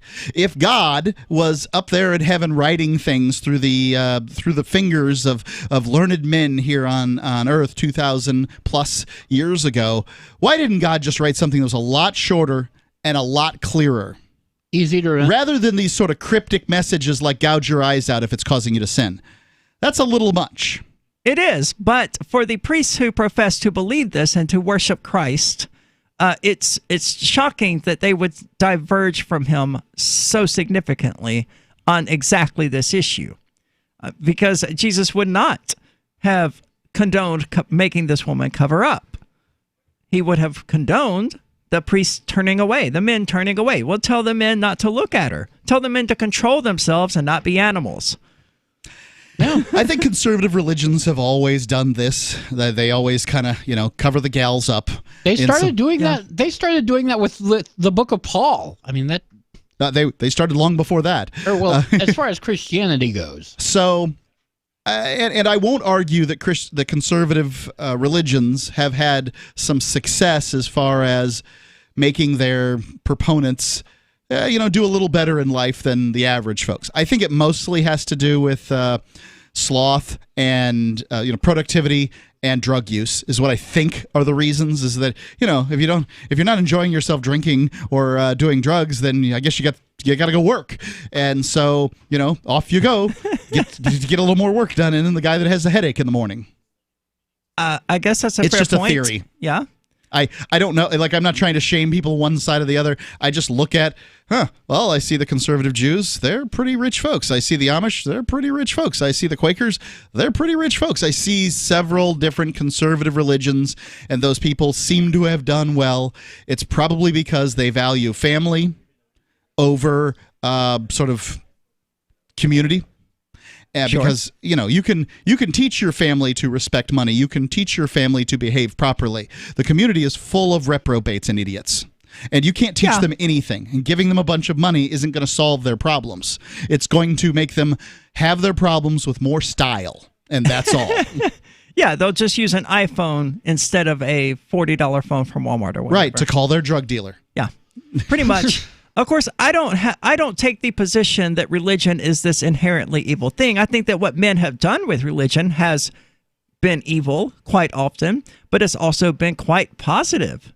When you have people out there who are feeding the homeless or just helping the poor or whatever in the name of their faith, that's a positive thing. I wouldn't want to get into what many of these atheists do, which is weighing the good of religion against the bad. Yeah, they are on a track, and if they win, what do they achieve? Absolutely nothing. That's what I don't get about it. This has been The Call to Freedom. Be sure to check back tomorrow when we're broadcasting live from Fork Fest, but don't go anywhere now. Free Talk Live is coming up next.